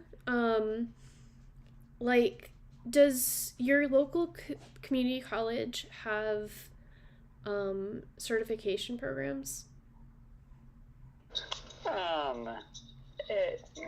I'm not particularly fond of my community colleges, being that I've tried it a couple times, and the teachers here, I think that I probably could teach them. So but I am using edX though, which is like based out of like Harvard and MIT and Yale and Princeton and all that. So right now the course I'm doing is the SQL, like the intermediate level SQL to actually build a database, and that one's through IBM. And then once I'm comfortable with that, I'll probably go ahead and pay the $100 to get the certificate. And then I'm debating about like over the next 6 months when I try to get a job in Atlanta, as a professional career job, do I want to learn to put my trajectory, my educational trajectory more towards the AI machine learning side of it? Like there's one it says machine learning with Python. That's a little bit more advanced level, or there's the other one is data warehousing with business analytics or BI analytics. And so Yeah, I mean the thing to know here is that you're not going to be pigeonholed, or like you can resist the pigeonhole. Like if you want,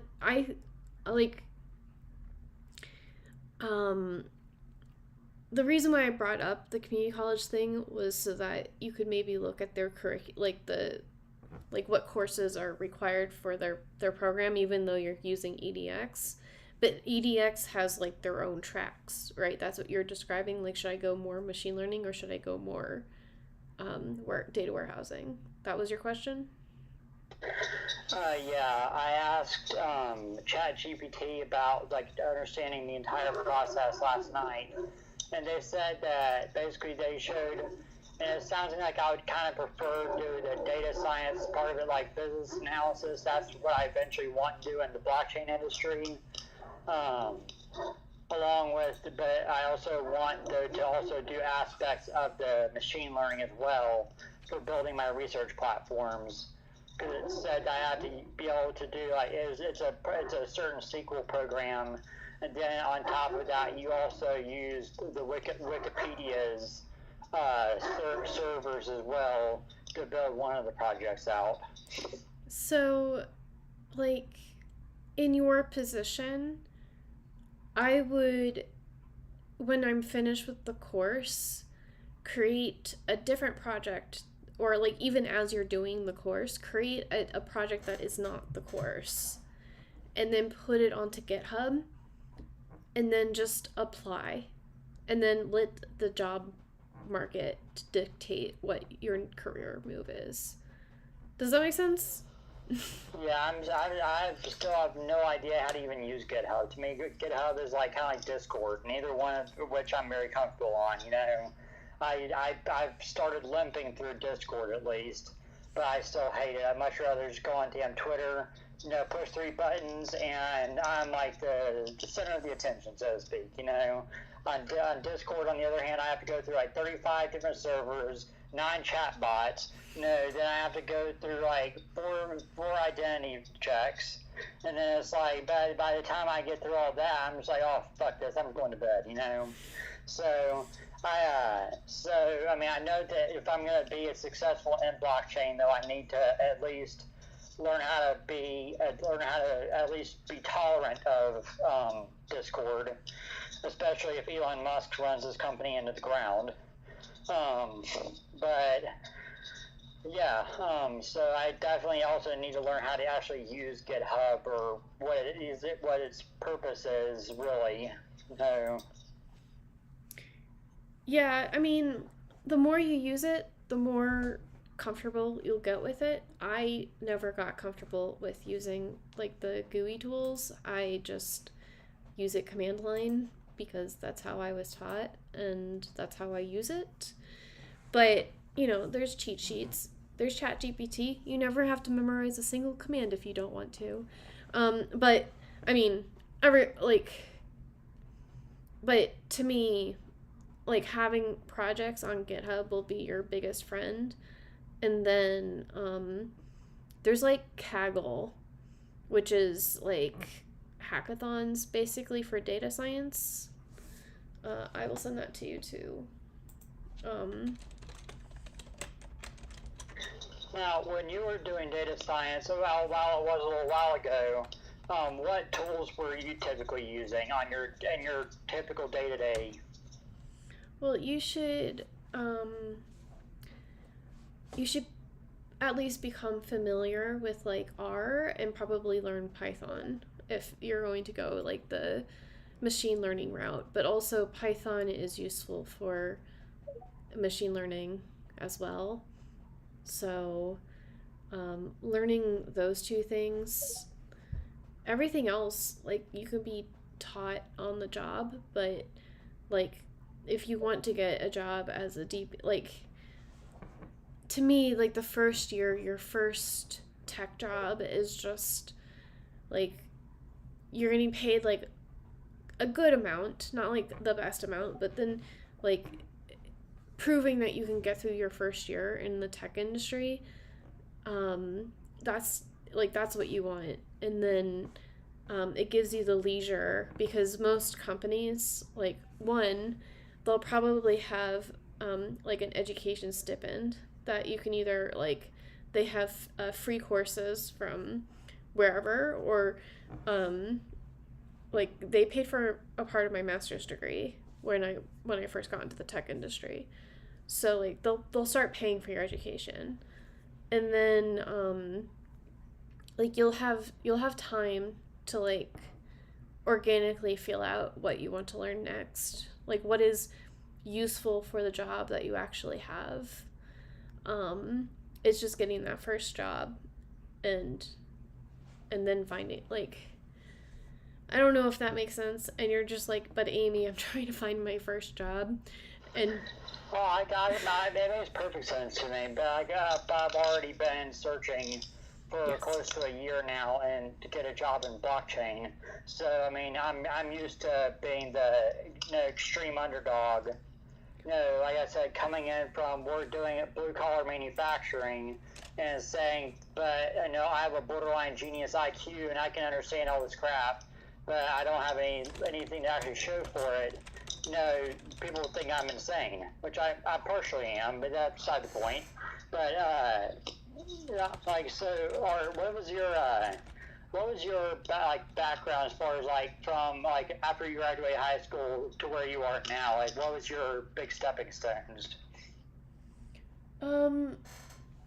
So I got not my master's degree. I got my bachelor's degree in Asian studies.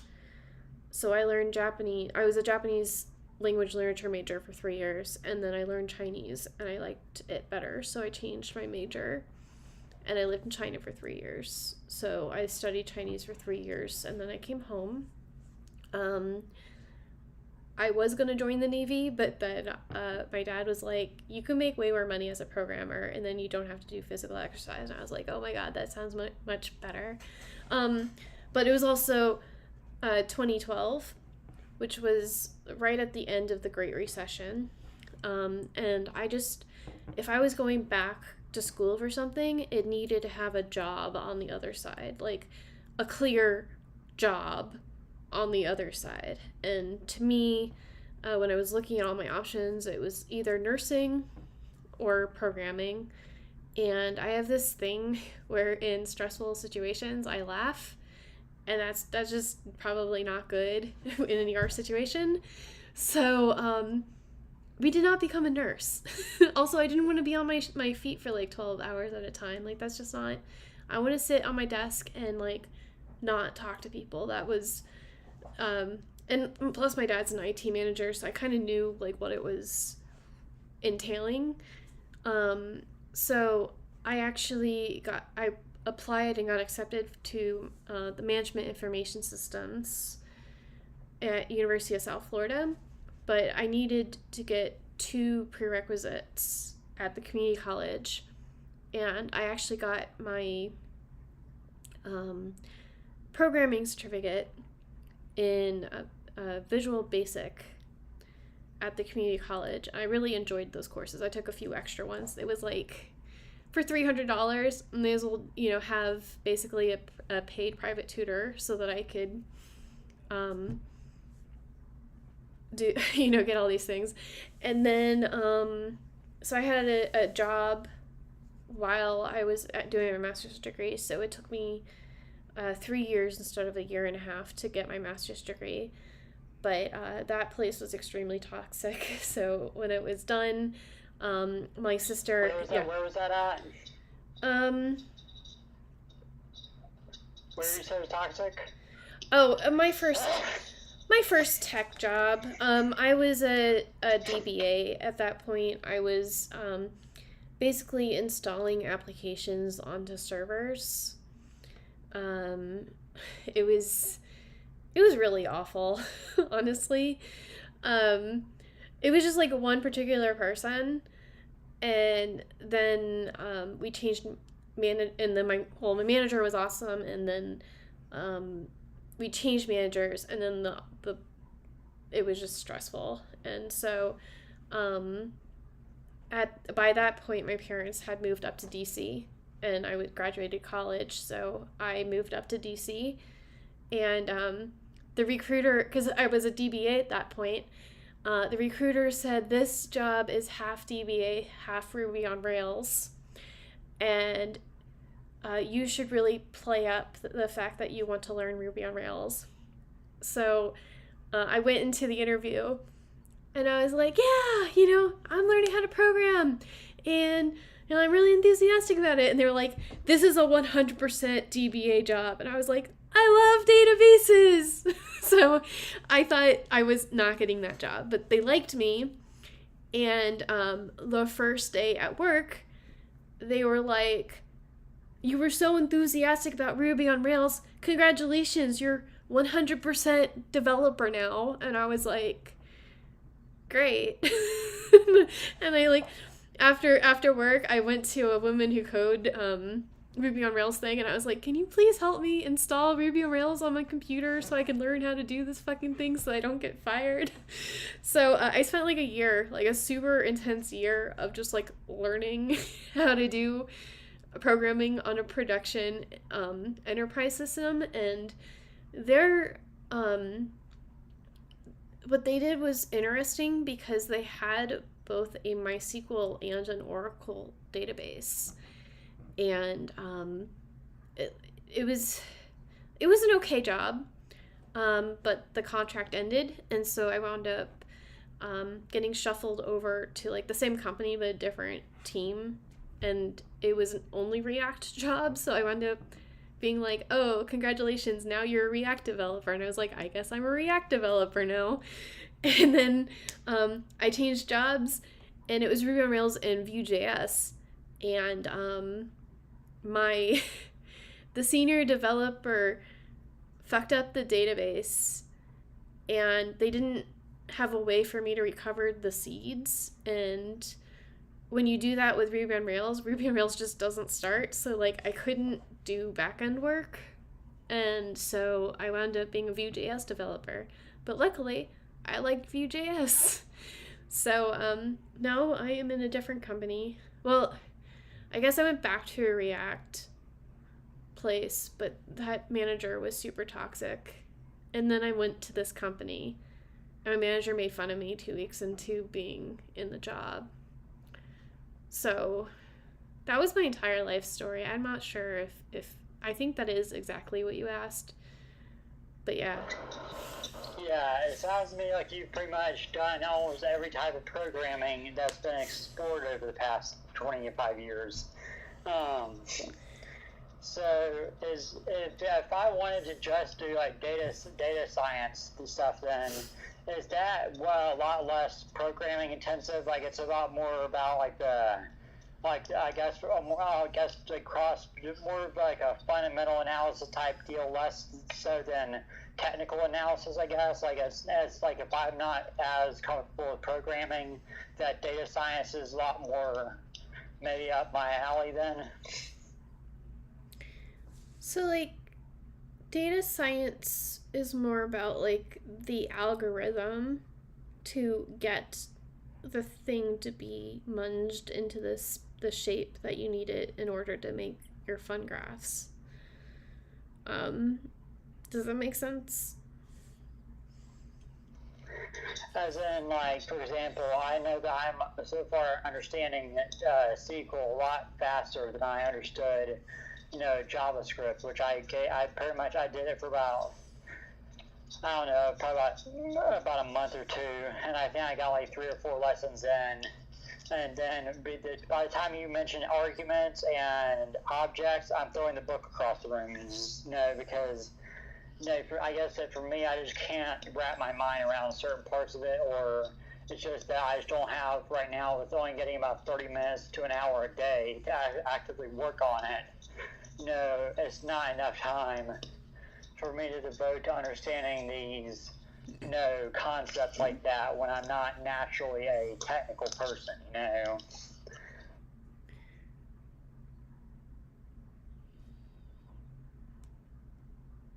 Okay, my thing was stuck on mute, which is not helpful when we're trying to have a productive conversation.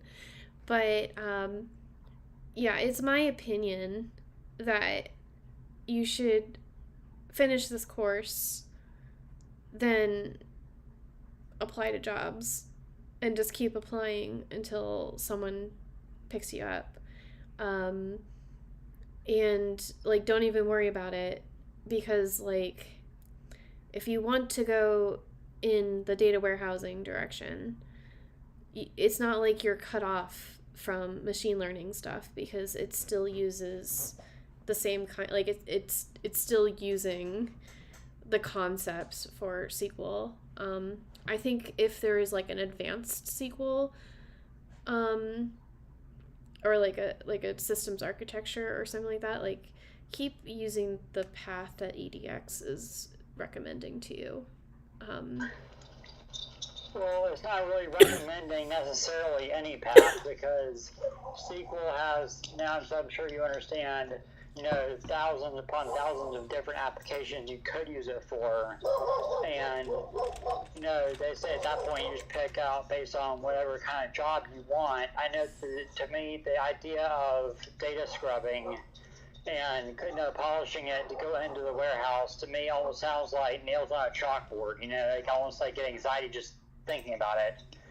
But I don't actually know what it's saying. I mean, I was imagining I'm just going to have to go through 10,000 item spreadsheets and try to pick out a needle in a stack of needles.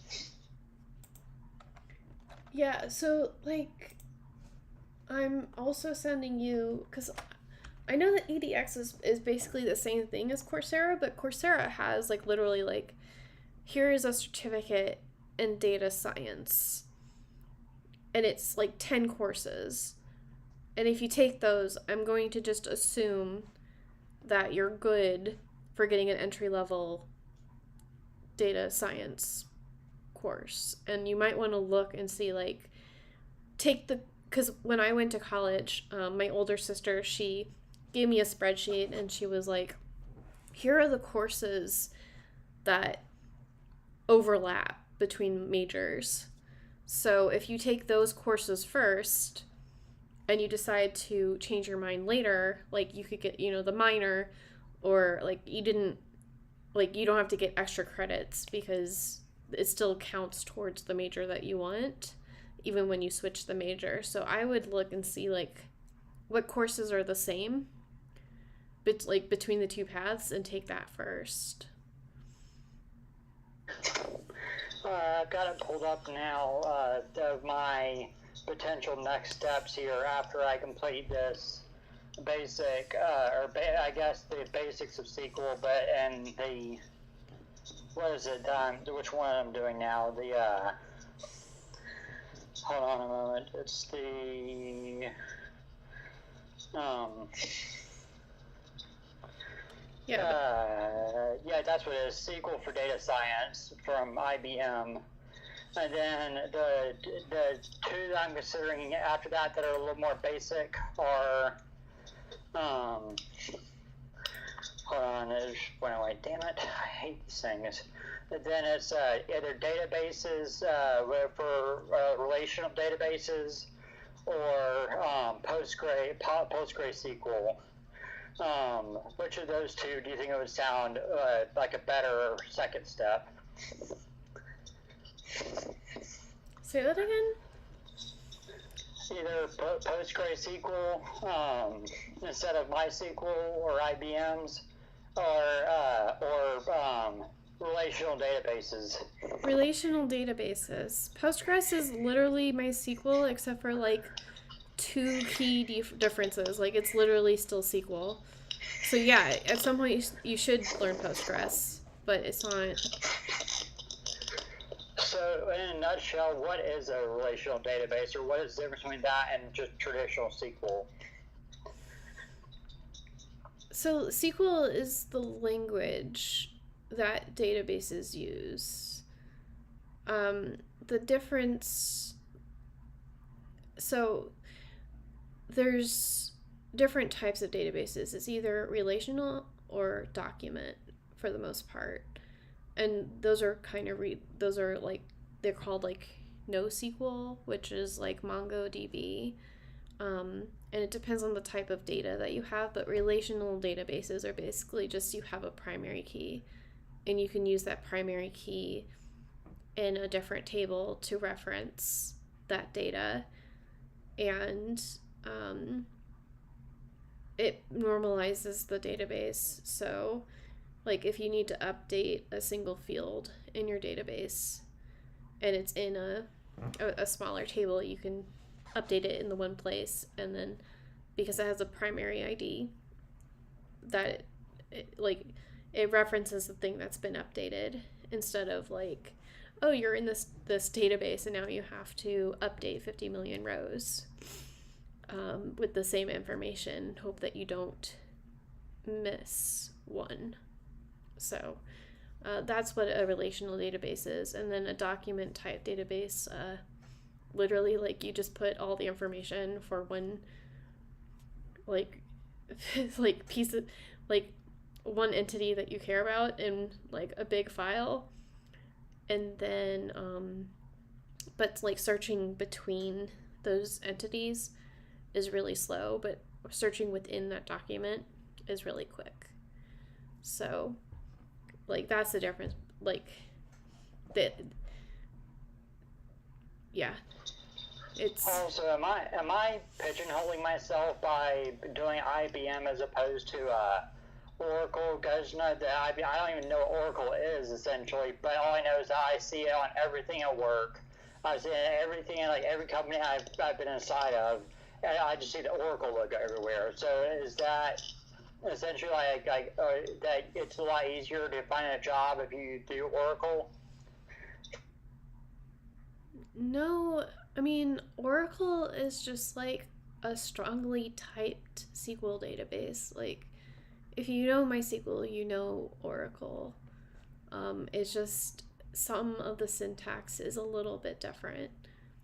Like, you can achieve the same things. It's kind of like learning React versus Vue.js. Like, are you pigeonholing yourself by learning React? Like, no, it's popular. It depends on the. I'm still going to do my original. Because the syntax is the most confusing part to me. Is like when you're switching between things, is it maybe like instead of having parentheses around something, you'll have brackets or something like that? Is it just like small, minute things like that? That's the differences. Yeah, I mean, I think the biggest difference between Oracle and MySQL is that MySQL is free to run. So, like, I think if you have a developer account, you can, like, use a virtual machine for Oracle, but it's really, if you're not an enterprise using it, it's really hard to learn it. So, like, I'm going to stick by my original advice, and you should go on to like dice.com and Indeed and make job alerts about like DBAs and machine learning in the cities, in the regions that you want to look at, and just look at the requirements, because it's one of those things where they're like, if you fit 50% of the requirements, you should apply. But you will just get a better feel for like what are people looking for in your area. All right, and also if I were to only get a certification in SQL for whatever reason, like not like as opposed to getting the more advanced whether that be business analytics, warehousing, or if that is in machine learning and Python, then is it if would I still at least qualify to get an IT job even until I can learn more credentials? Like, I actually don't even know what the hell IT even does other than sit around and browse Facebook all day, which is literally all I've ever seen them doing. So, I mean, you can get a certificate as a Scrum Master, or like get a Scrum certificate and then become a Scrum Master really quick. That's the... What does Scrum mean? Scrum is... Well, it's an agile term. I'm pretty sure at some point I knew the acronym, but basically it's like keeping people on a schedule so that they know that their project is on time, as opposed to the waterfall method. We got super technical, but we're also really close to the end of the space, and I promised by omission to tell you about this. So, but yeah, it's basically like a project lead.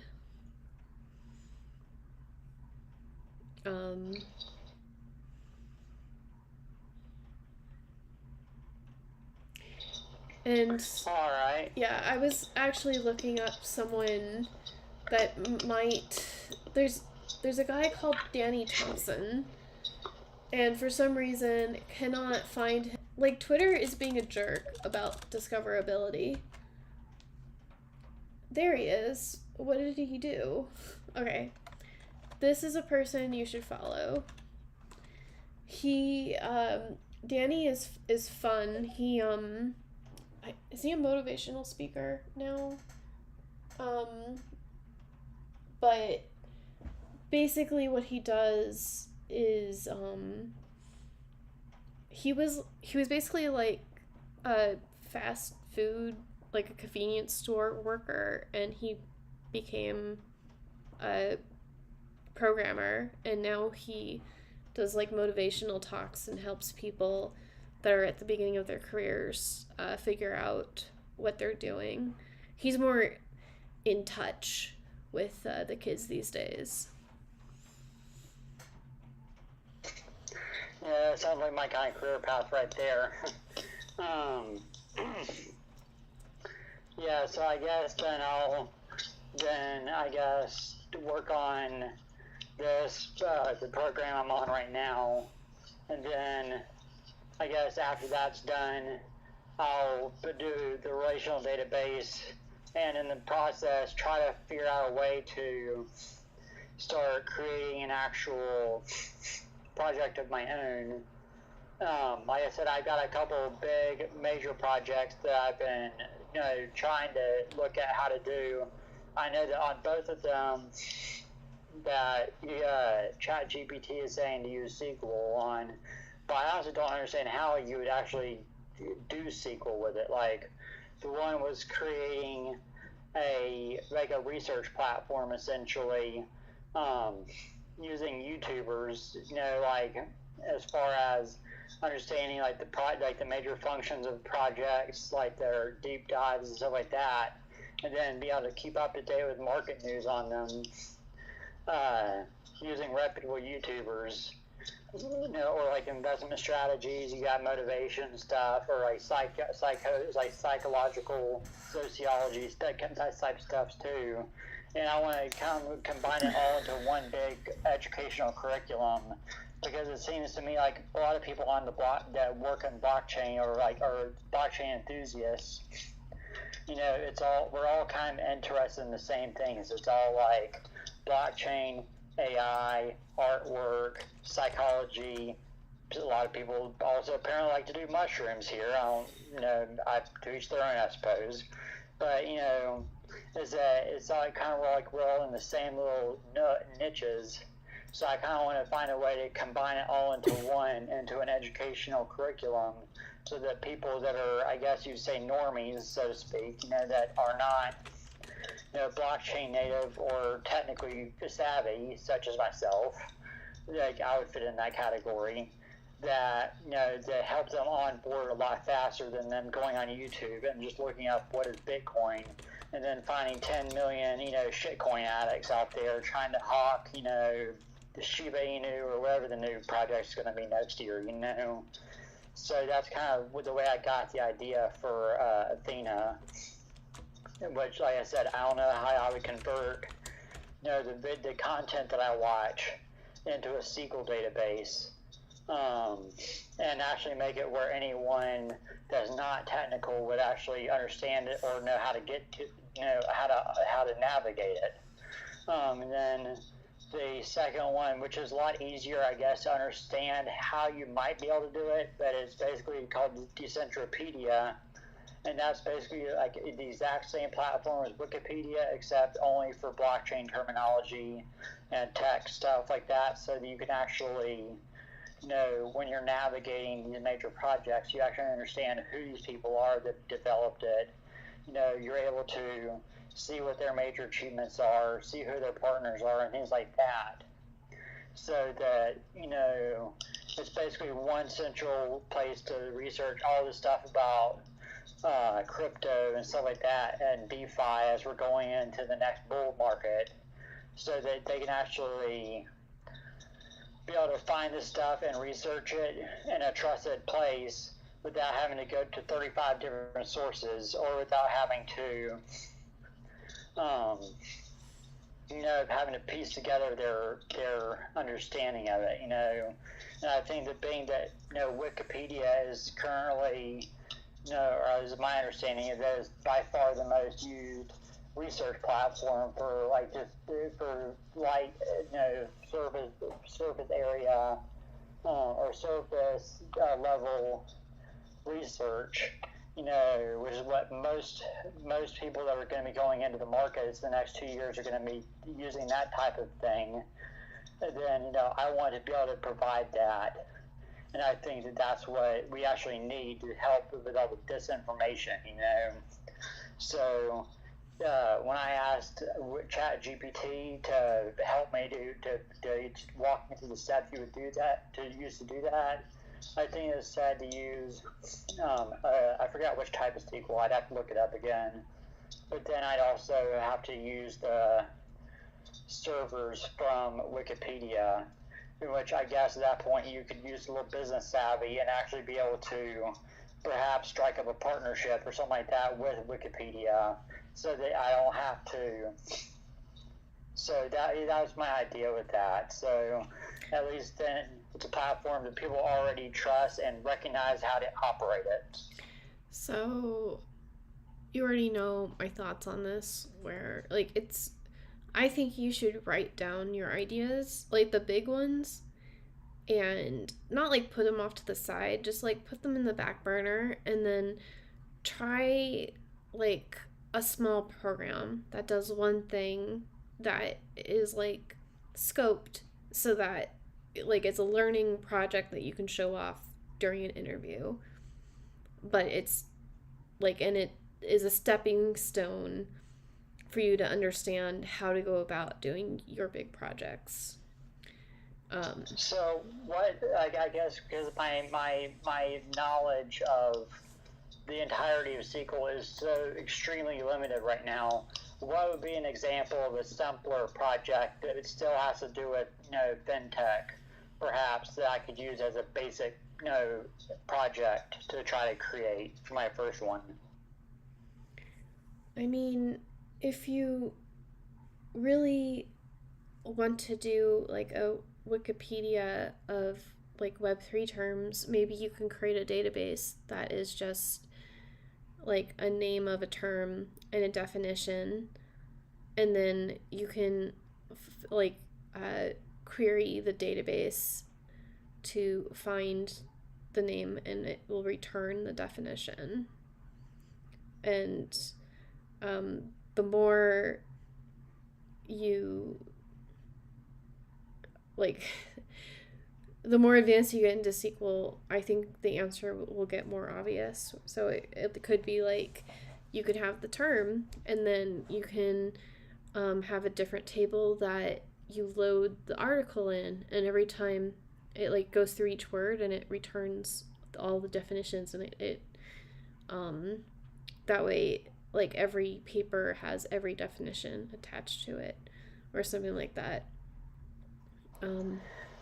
So, for example, if I'm looking at fintech terminology and I guess pop culture essentially, then for example, Vitalik Buterin, obviously he founded Ethereum, or he was the primary founder for it.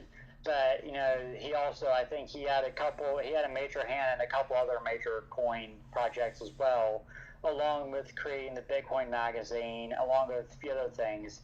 So maybe in his little table, I would include a couple of major projects, and then I guess, for example, if he was also, I don't know if he did, I don't think he did, but hypothetically, if he was also a co-founder of Polygon as well, then maybe then you could click on his name, and that would then Polygon would show up. You click on Polygon, then that window would show up. Is that how that works, or that tables would work? Well, no, but it's the right idea. The raw file will look really ugly, but it gives the because it's not sounding like you want to learn how to create websites, and that's totally fair. You don't need to hook it up to a front end.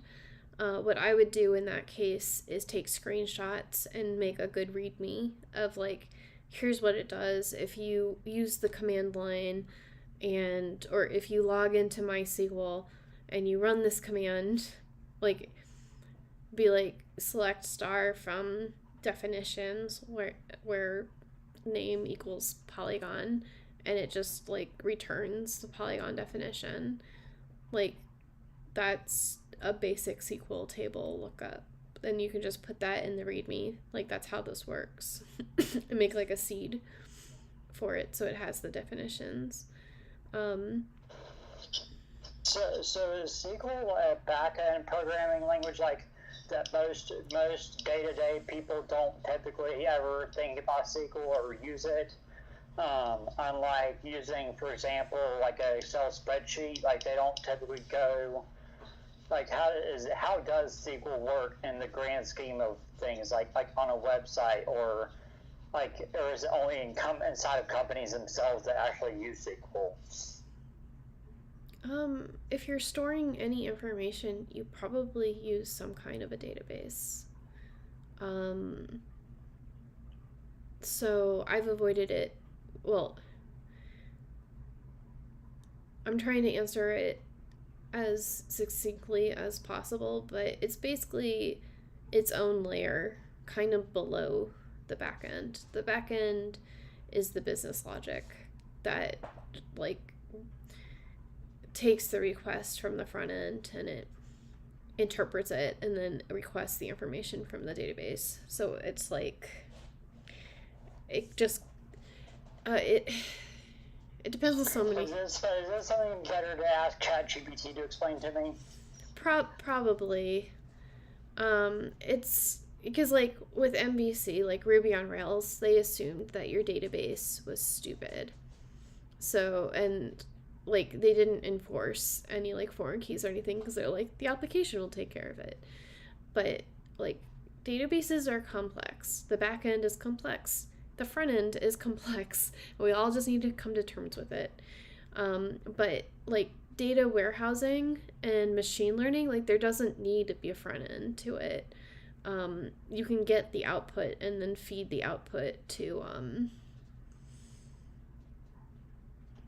I forget the name of it, but like there's good data visualization softwares that you basically give it a JSON file of your output, and it outputs it in graph form, which is what you would need in order to, for the most part, to get what you want. Like, for example, I used a database to do machine learning to rate condos so that I would know which condos to look at when I was buying my condo. So I just like did different weighted averages, and it output a list of condos based off of listings in my area. So like, it's possible to do things like that. Basically everything you see on a website is from a database at some point. Well, I mean, that's not true either, but like everything that's dynamic, it comes from a database and from like an API call. I'm confusing you. This is, but it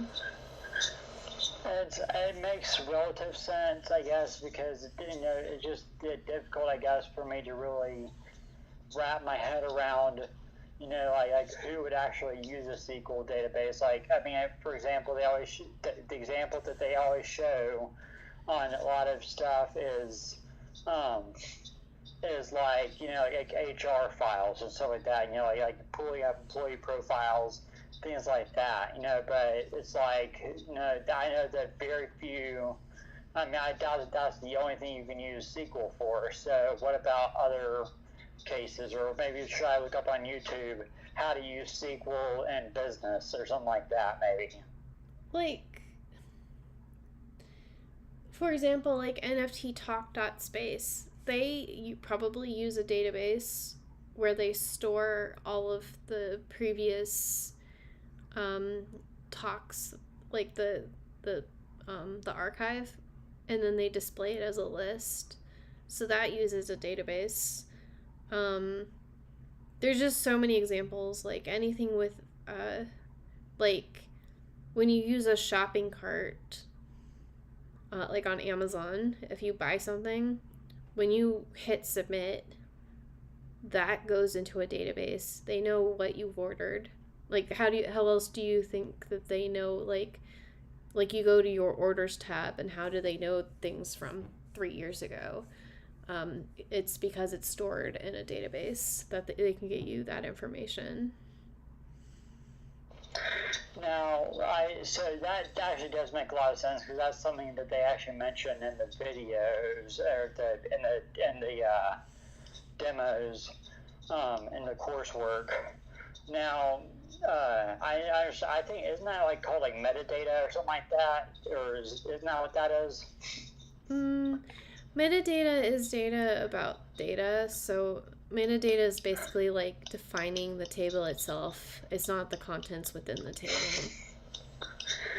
And also, does my project that I create to show prospective employers, does it actually have to be a functional project, like that I could actually market and sell to someone, or does it just have to be like a concept? Like, for example, if I wanted to have something that would show maybe how people bought their Bitcoin, for example, like between using different using different exchange platforms, or using different other platforms to purchase on, and show how many people bought something like that, maybe through using Glassnode or something like that. Is that something that would be a SQL project, or is that just, I guess, I don't even know if it's even practical because of the security part of it. I doubt that you can see who bought what Bitcoin when, I mean, no, it doesn't need to be a complete project.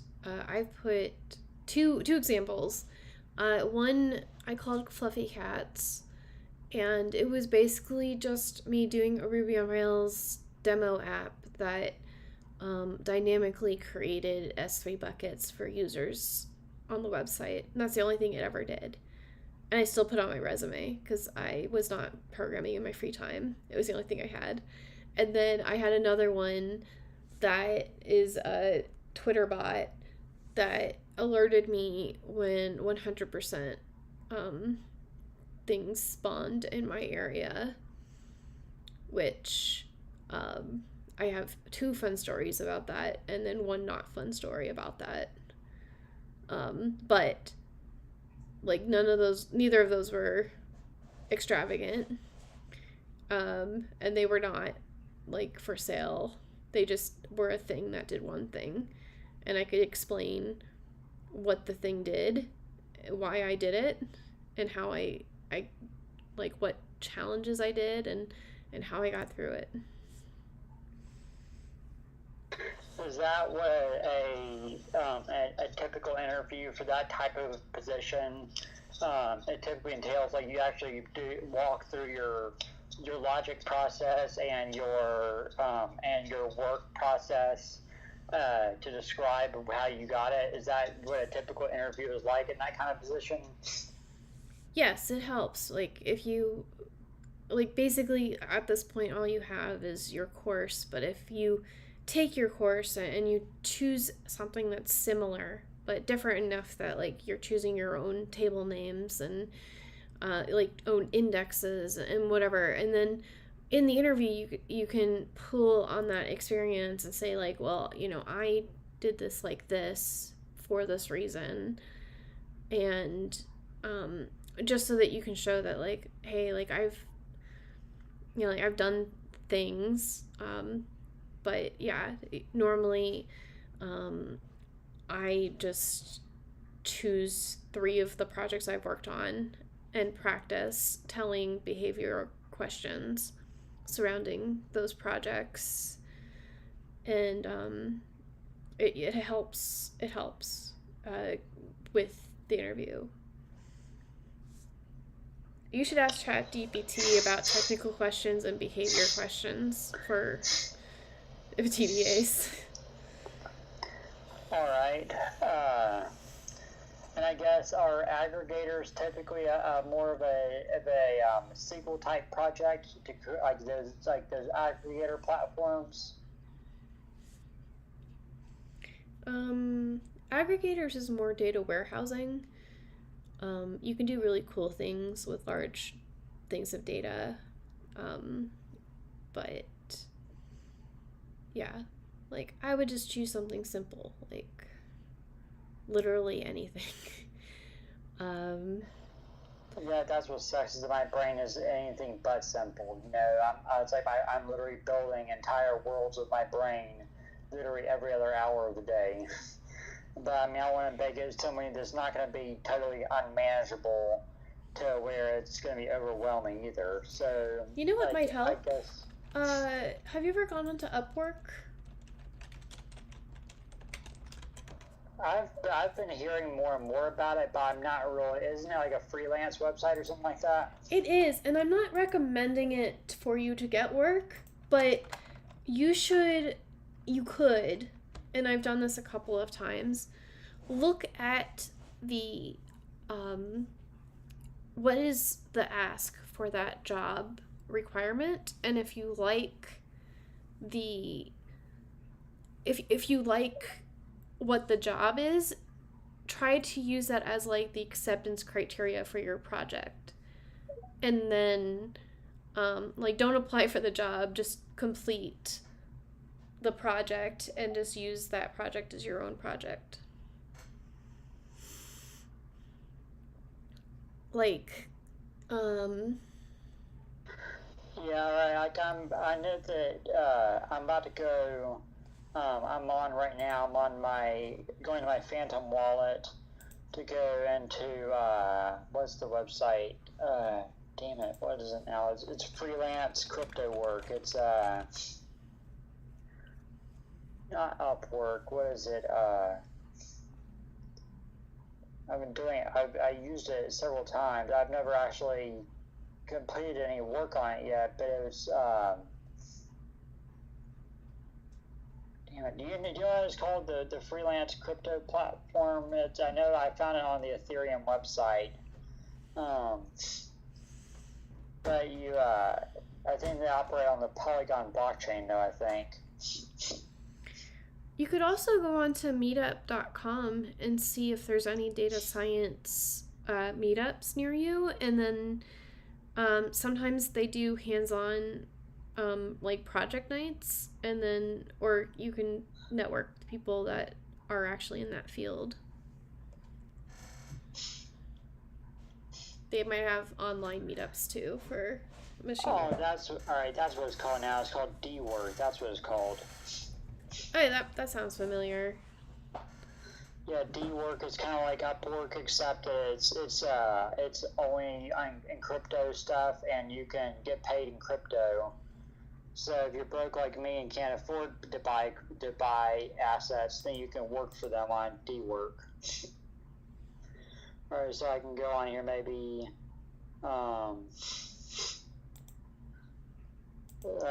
Look under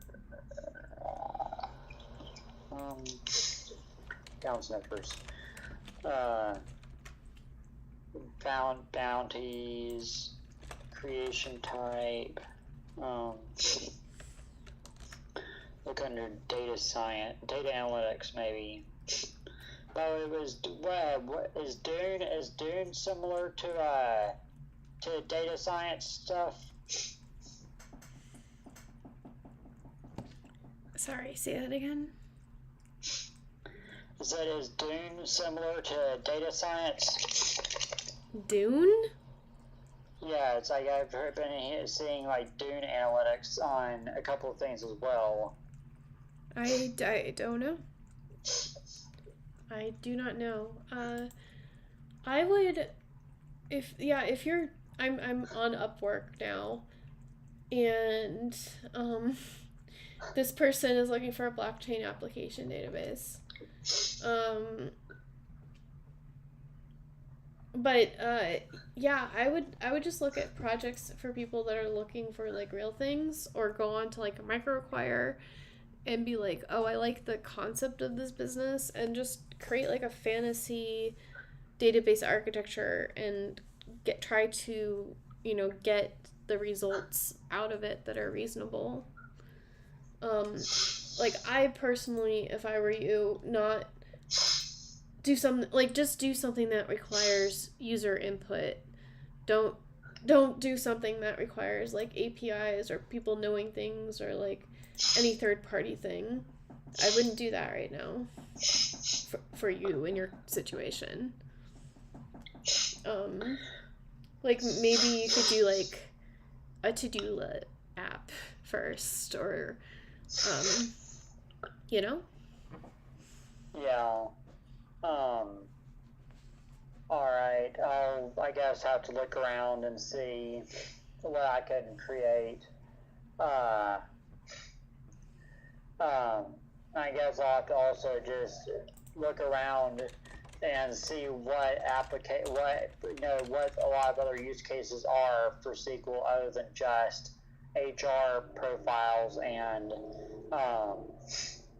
like the one that's I'm working on there's the practice one that you're pulling data from on the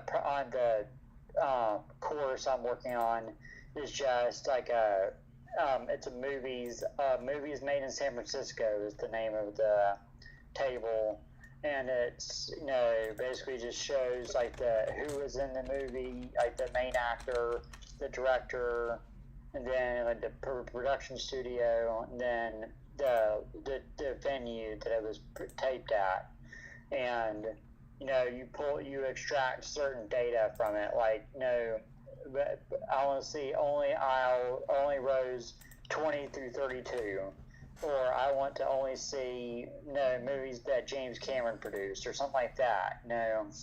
So that's that's the simple project that I'm using right now to learn the select tools.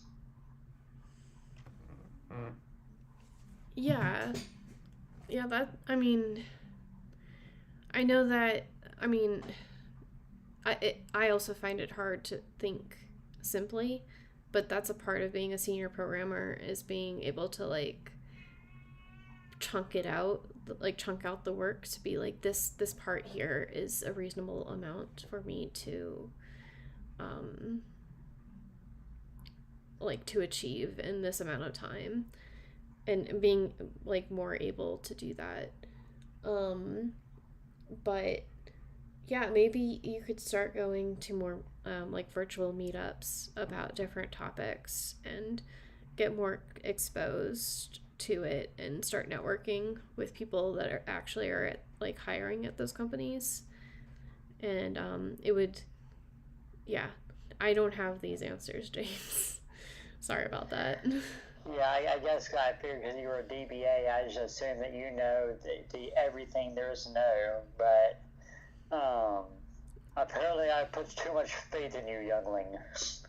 I mean, I was a DBA like a decade ago, so I'm not.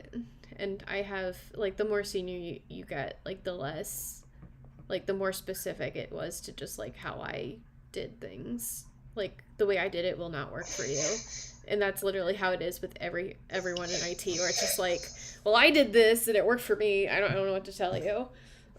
There's a billion paths for tech, but I'm telling you that I think that, like, don't have any anxiety about completing the SQL course. I am also telling you, get a simple project that is simple and just do it as a, like, I completed the course and I understand what concepts we're having in the course, and complete that, and then start applying for things, and you'll start gaining confidence and start learning what you want to do.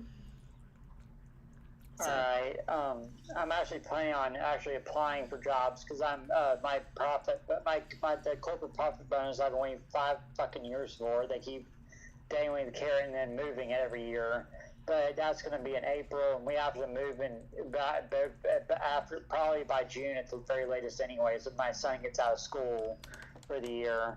So I'm planning on just really trying more to just get as many certifications as I can until June. Like just cram, 2 or 3 hours every day towards it, and then start applying for jobs once I've gotten, enough credentials where I feel like I would comfortably be able to compete against people with bachelor's or master's degrees. Yeah, I mean, you don't have to compete. I mean, I guess it is competitive for entry level, but you don't need that many certificates, and after a while it starts looking bad for certifications. It, like, after a certain point in time, having actual projects, like joining the hackathons, networking with people is more valuable than completing more certifications. Like, you could look into doing like the Scrum Master certification. That might help you a lot, but I would stick with the SQL course right now. Just complete that, please. Yeah, I'll do that, and then once I'm done with that, I guess I'll either start R next or the relational databases, and then I guess maybe from there I'll go to as my last one, maybe do that AI Python as the more specialized niche of study, and then I guess at that point maybe I would be able to qualify for maybe a little bit better role, or maybe have a little bit easier time finding maybe a better selection of jobs, maybe. Yeah, and yeah, I mean, maybe your database should just be a list of old like meetup topics about different data science materials, and add tags to them. Help other people that are trying to learn data science. Also, would you recommend, and what obviously you're putting the cart before the horse here, but in an interview process, though, would you recommend ever admitting to the interviewee or interviewer that you used ChatGPT as an assistant in certain areas? Or is anything right now that you say that you're doing that automatically going to be like fraud? Are you kidding me? I'm gonna be using ChatGPT to do my tech assignments from now on.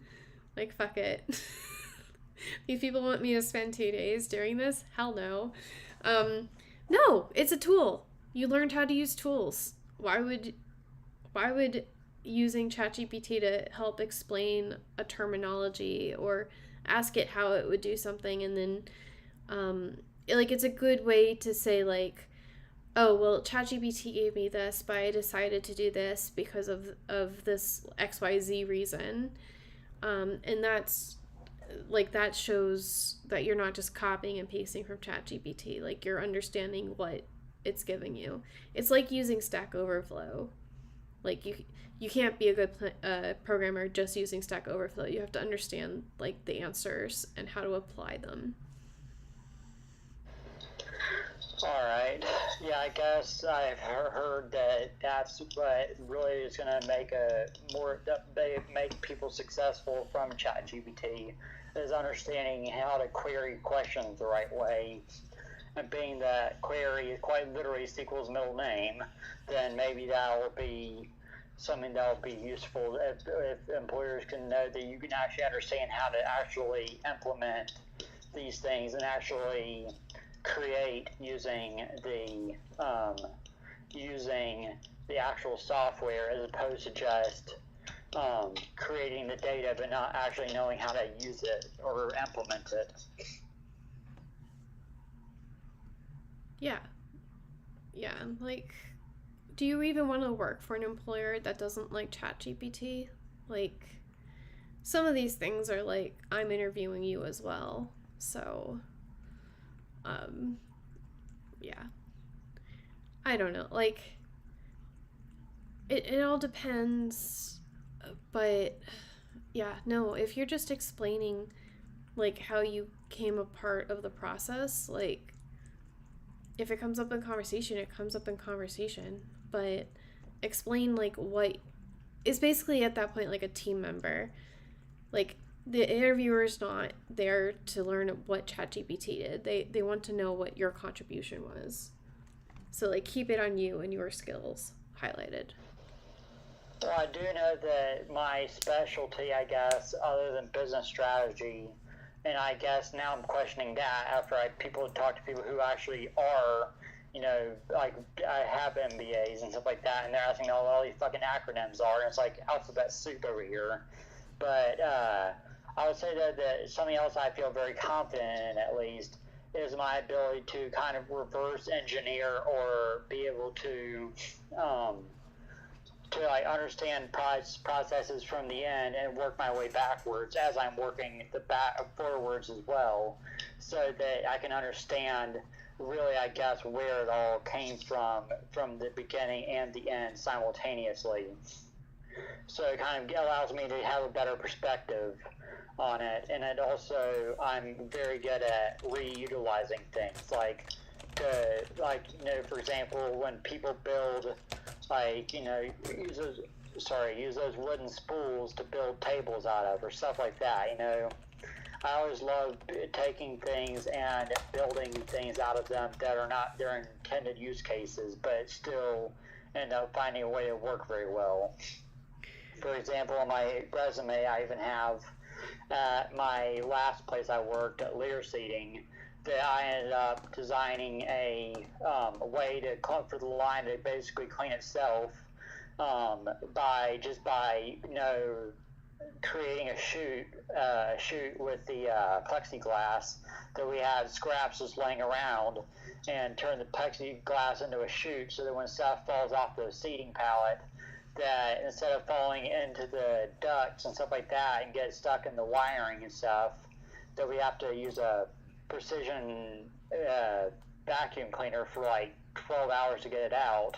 Instead, it'll slide down the plexiglass into a drawer that's at the bottom that you can just dump the drawer out at the end of the shift. Stuff like that is to basically, I'm able to, like I said, just repurpose everything. And the way I see it, whenever I design something, if it only has one use case, then it's a failure and it needs to be rebuilt to basically be able to do 2 or 3 use cases simultaneously and efficiently. I just want to make sure Robert's still there. This kind of turned into a conversation between me and James, but... Yeah, I'm still here. I'm just listening to you guys talking about... what's called technical stuff, but yes, I'm here. Yeah, sorry. A little bit. Yeah, second time today that I'm talking too technical for you. I'm sorry if it's boring for you. He's my whip, so he has to know this stuff too, so that he can always lash me whenever I go off the course. If I start doing Python, or if I start doing JavaScript, he'll bring the whip upon my back until I am back focused. Yeah, so from last week, we wanted you to be accountable for starting one thing. Do you want to report back to Robert? Robert and I talk daily anyways. Now I would probably use you more though as like I said, more like as a guidance counselor, essentially, so to speak, because you've done data science before, maybe not recently, but before, so you can kind of help more so than Robert can in that special niche about understanding what kind of curriculum to curate so that I'm not being counterproductive. But now that I've got a game plan of this, then R, or maybe even R plus relational databases, and then finally I'll do machine learning after that. That helps to cement that in better. I do probably need to get into bed here in a couple minutes, but when I'm doing these certificate things, I noticed that all of them say you don't have to have prior knowledge or experience. So if I were to complete the SQL course, on this course I'm taking now, then when I go to those like the relational database of R, then would I be able to just skip over the parts that are SQL so that I could complete them twice as fast? I mean, or I guess maybe just use them as practice. Just like skip over the lessons, just go ahead and move to the actual practicing instead of the lectures.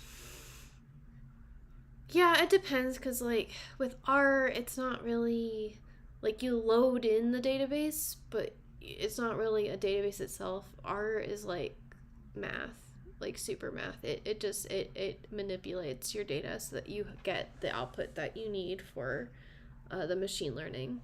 So, So basically R is more of a utility tool. It's not actually, like, it's not a programming language or anything like that. It's more of a tool, right? Like almost like Tableau is used to create financial graphs and financial tables. Like, okay. R is kind of like Tableau, except like a lower level and doesn't look as pretty. But it's actually, it's like a math program. It's what like does that mean? Like as an example, like what is an example when you've used R in the past? What did you use it for and to do what? So That's math related, I mean. I really only used it for my statistical data mining class that I had, which was one of my favorite classes. I didn't do particularly well because math and I are not, like, friends. Like, I'm one of those, like, in theory, I like math, but, like, actually solving the equation, not so much. But, like, you have to do a bunch of, like,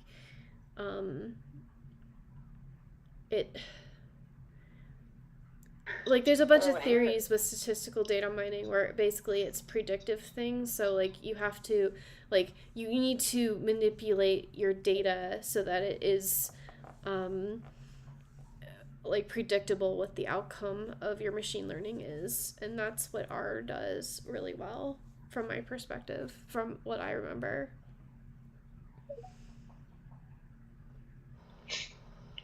All right. I guess I'll have to, once I get to that lesson, I guess I'll have to tinker with that. Now, I guess the last question before I actually do probably need to go ahead and get off and get ready to go to bed. But one idea I had maybe for a project, and I don't even know, I think it'd at least be Python, maybe be SQL too, I'm not sure. But I was wondering about if I were to create a smart DCA calculator. Because in my investment, I'm a whore for the DCA strategy, but all the DCA calculators I found just are not effective for the way that I want to do it. Like, can you define DCA for me real quick? So what? Please define DCA so I don't have to do it myself. Dollar cost averaging, like investing, like you put in like $25 or $50 a week. And I want to be able to actually understand when I do that. If I buy $25 of Bitcoin every week, 1 week it's at 15,000, then it's 13,000, then it's 18,000, and so forth. Then I want to know what my grand total, what it's actually worth. Like or how much I've actually spent, or what's the actual average value or cost at the end of it, Mm-hmm. And I've tried using traditional DCA calculators, but it's like it just doesn't make sense for the way that I do it. So I want to be able to actually have the active price of Bitcoin or whatever assets I have in my portfolio, and I should be able to have the calculator present the price, and I'll put in how much I bought at that price, and then actually be able to have a better illustration, have it be cleaner and actually functional. Is that Python, or what would that actually be? Well, that's good for, like, a SQL thing. and then you just yeah, you could do that. That's fine. Like as you get Well, there you go. There you go. That would be a sequel project, probably, and make it something that I could actually turn around and make as a sellable product too, if I wanted to. yeah, And yeah, and I'm sure they would also be sophisticated enough where it would be more than adequate to get a decent job in finance or something like that. Especially if I'm able to create a more efficient DCA calculator than the ones that are already on the market, by actually having the real-time prices or something like that. yeah. I mean, you can. I mean, yeah, we can talk about this. Like, we could do the simple thing, and then we can make it progressively more complicated as we go. But yeah, that like as you learn more about SQL, keep this project in mind, and like how would you use like that SQL statement for and like in what, you know, is it applicable to this particular project? And for me, that's been like the best way to get through a course, is like having a real world example like literally right there.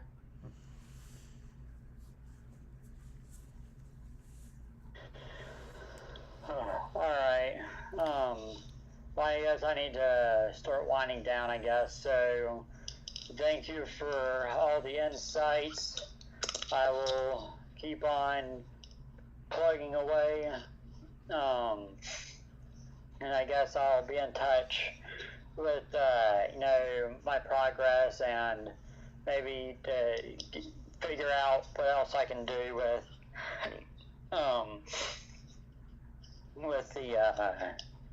the use cases. I guess or for the examples to do for my personal projects for portfolio.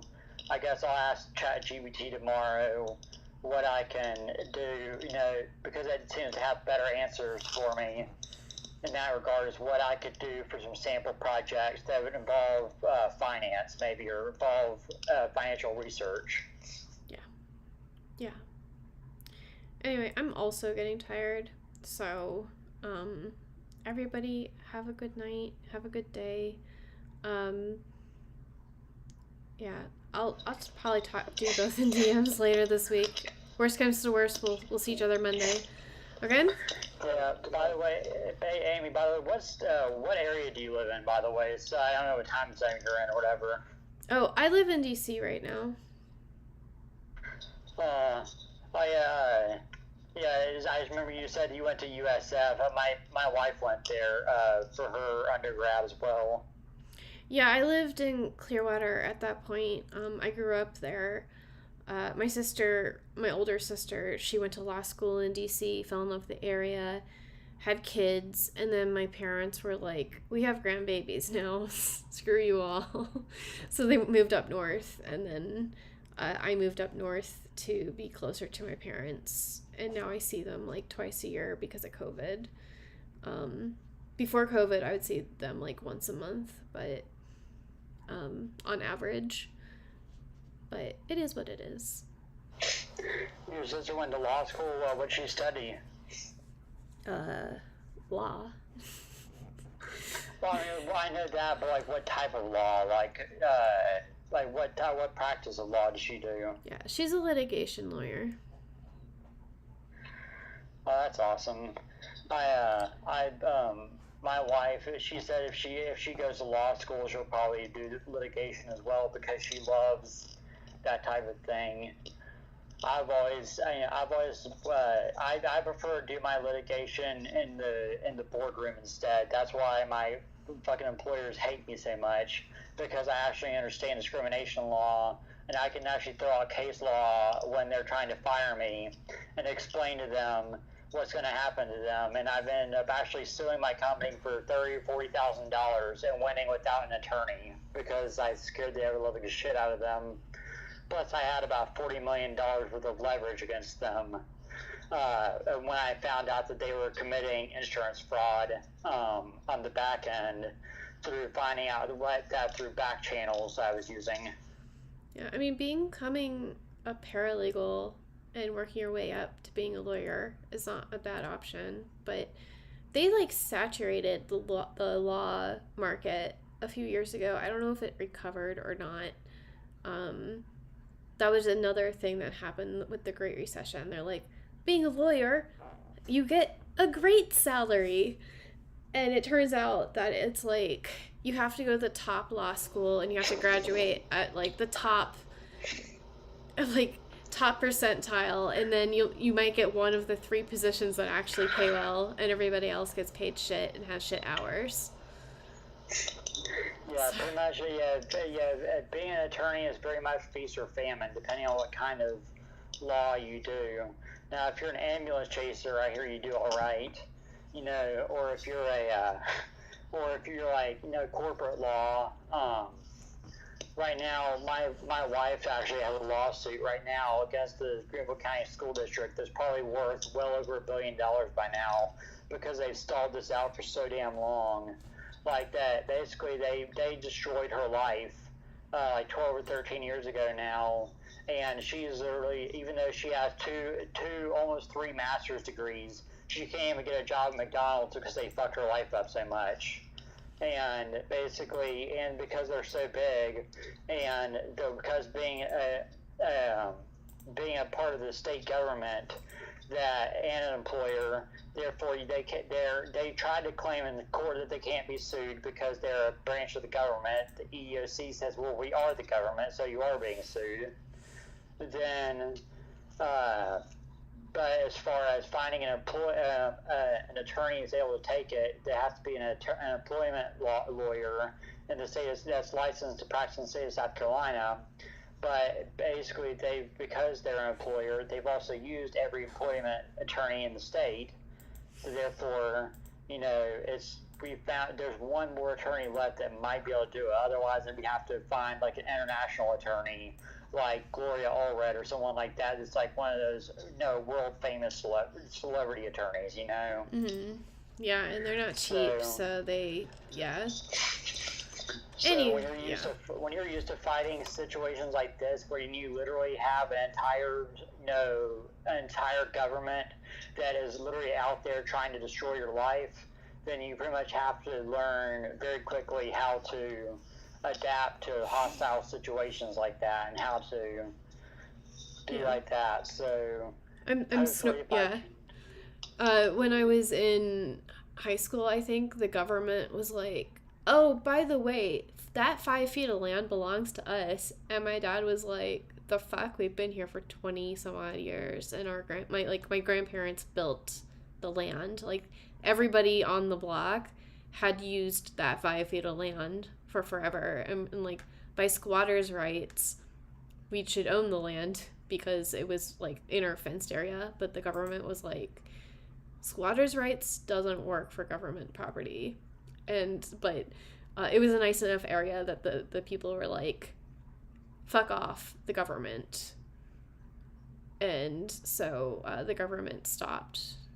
Like, they didn't make them rip out the fence. Yeah, that was a saga that happened. Anyway. Yeah, but my wife's case, though, is a large part of the reason why I went into politics to begin with. Mm-hmm. But now she's carrying on the political torch, and now essentially I'm just done trying to. I've got too burned out by it. I guess because I was in a lot deeper than she was at the time. So that's, I guess I'm, so like I said, I mean, I guess you can kind of understand now what my thought process is. So maybe you could help me in the future weeks know how to figure out how to use that process, of like, manipulating and things like that, and basically like, what I'm saying, basically be able to find solutions to problems that no one else even sees exist yet. That's what I think I'm really good at. Yeah.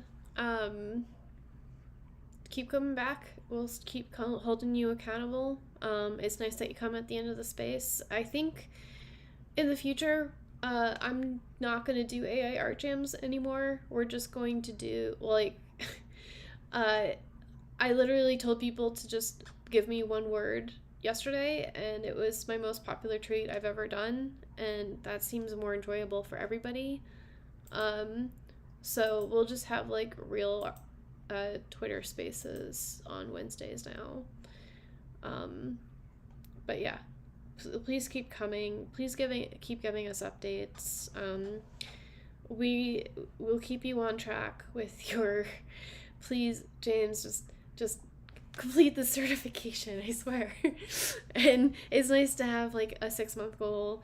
And interviewing can be like the worst thing ever, but yeah, just put yourself out there, and you'll get feedback about like what is.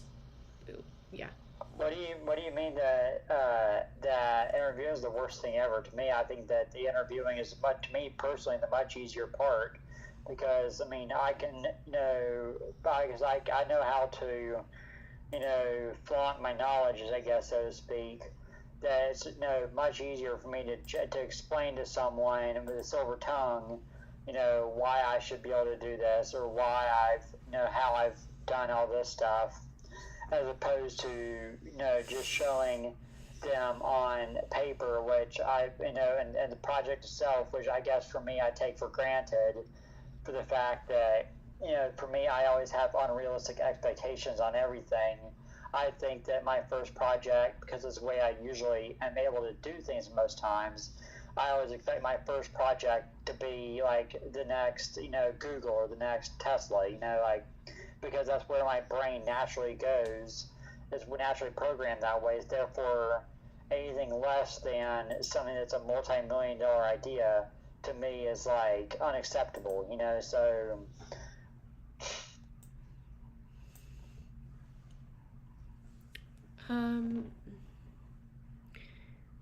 It's just, for me, the interview process usually begins with something I'm really, really excited for, like an opportunity I'm like super excited for, and then they reject me because interviewing is a skill and I'm usually out of practice when I do my first one, and so then like it's a blow to the ego, and then it's like a 3-month process, so then you're just like getting rejection after rejection, and then it's like after a while you're like, I don't even care. Like it gets to the point where there's like it's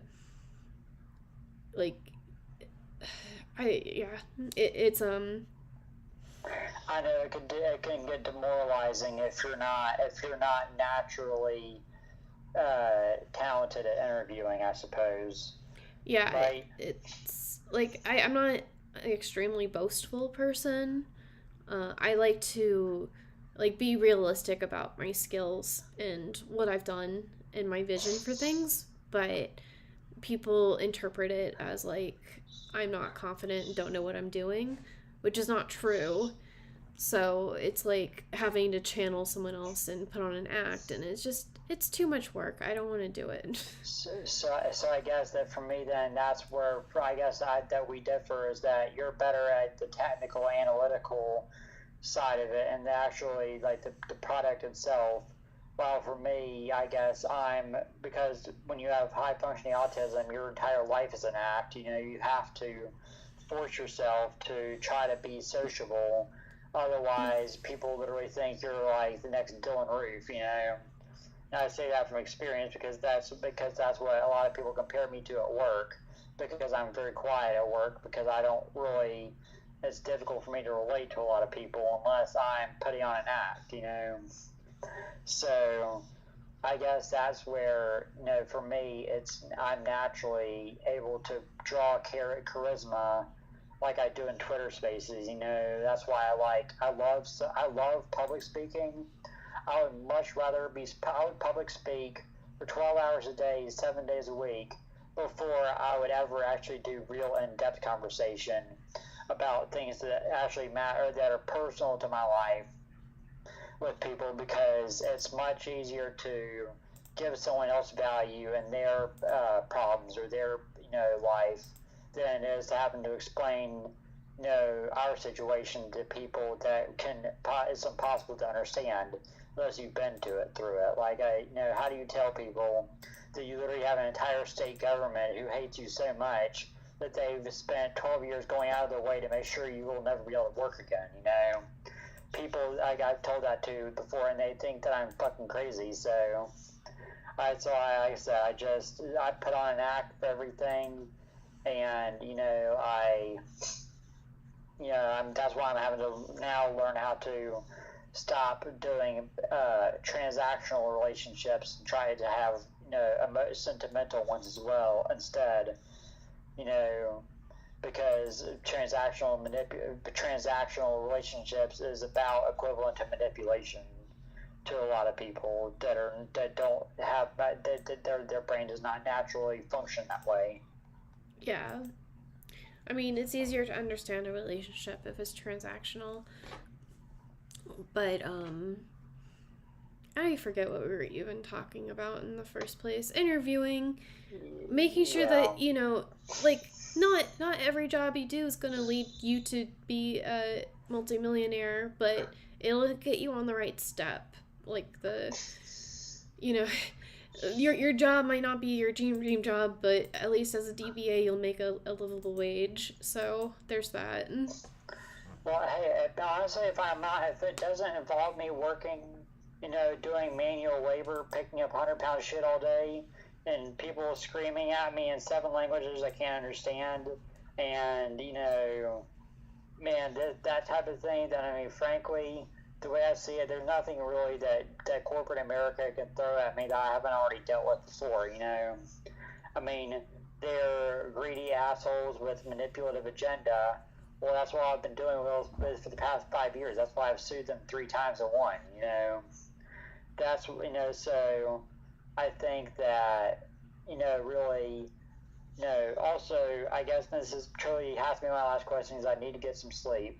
But in the interview process for these type jobs, for data science and stuff like that, is it more like hourly job interviews where it's just like extremely awkward Q&A, like they ask you a question, you answer it, so on and so forth, or is it more like a conversational type thing, like almost like more similar to a Twitter space, where I can just go full on showman, and basically just be able to impress everyone with my knowledge? Well, different companies have different strategies that they have for interviewing. I would at some point start trying to use learn like algorithms, like the different formulas that they throw at you, because that's where I normally wind up failing. It's just like they're like, do you know how to do Fibonacci? And I'm like, well, kind of, mostly. And then they're like, next. Shit like that, where it's just like, yeah, I know how to do a node. I don't do it often though, so I always have to look it up because it's not useful in my everyday, like I can program over every day. I just don't like use the most efficient algorithms because it's not applicable to Vue.js. I think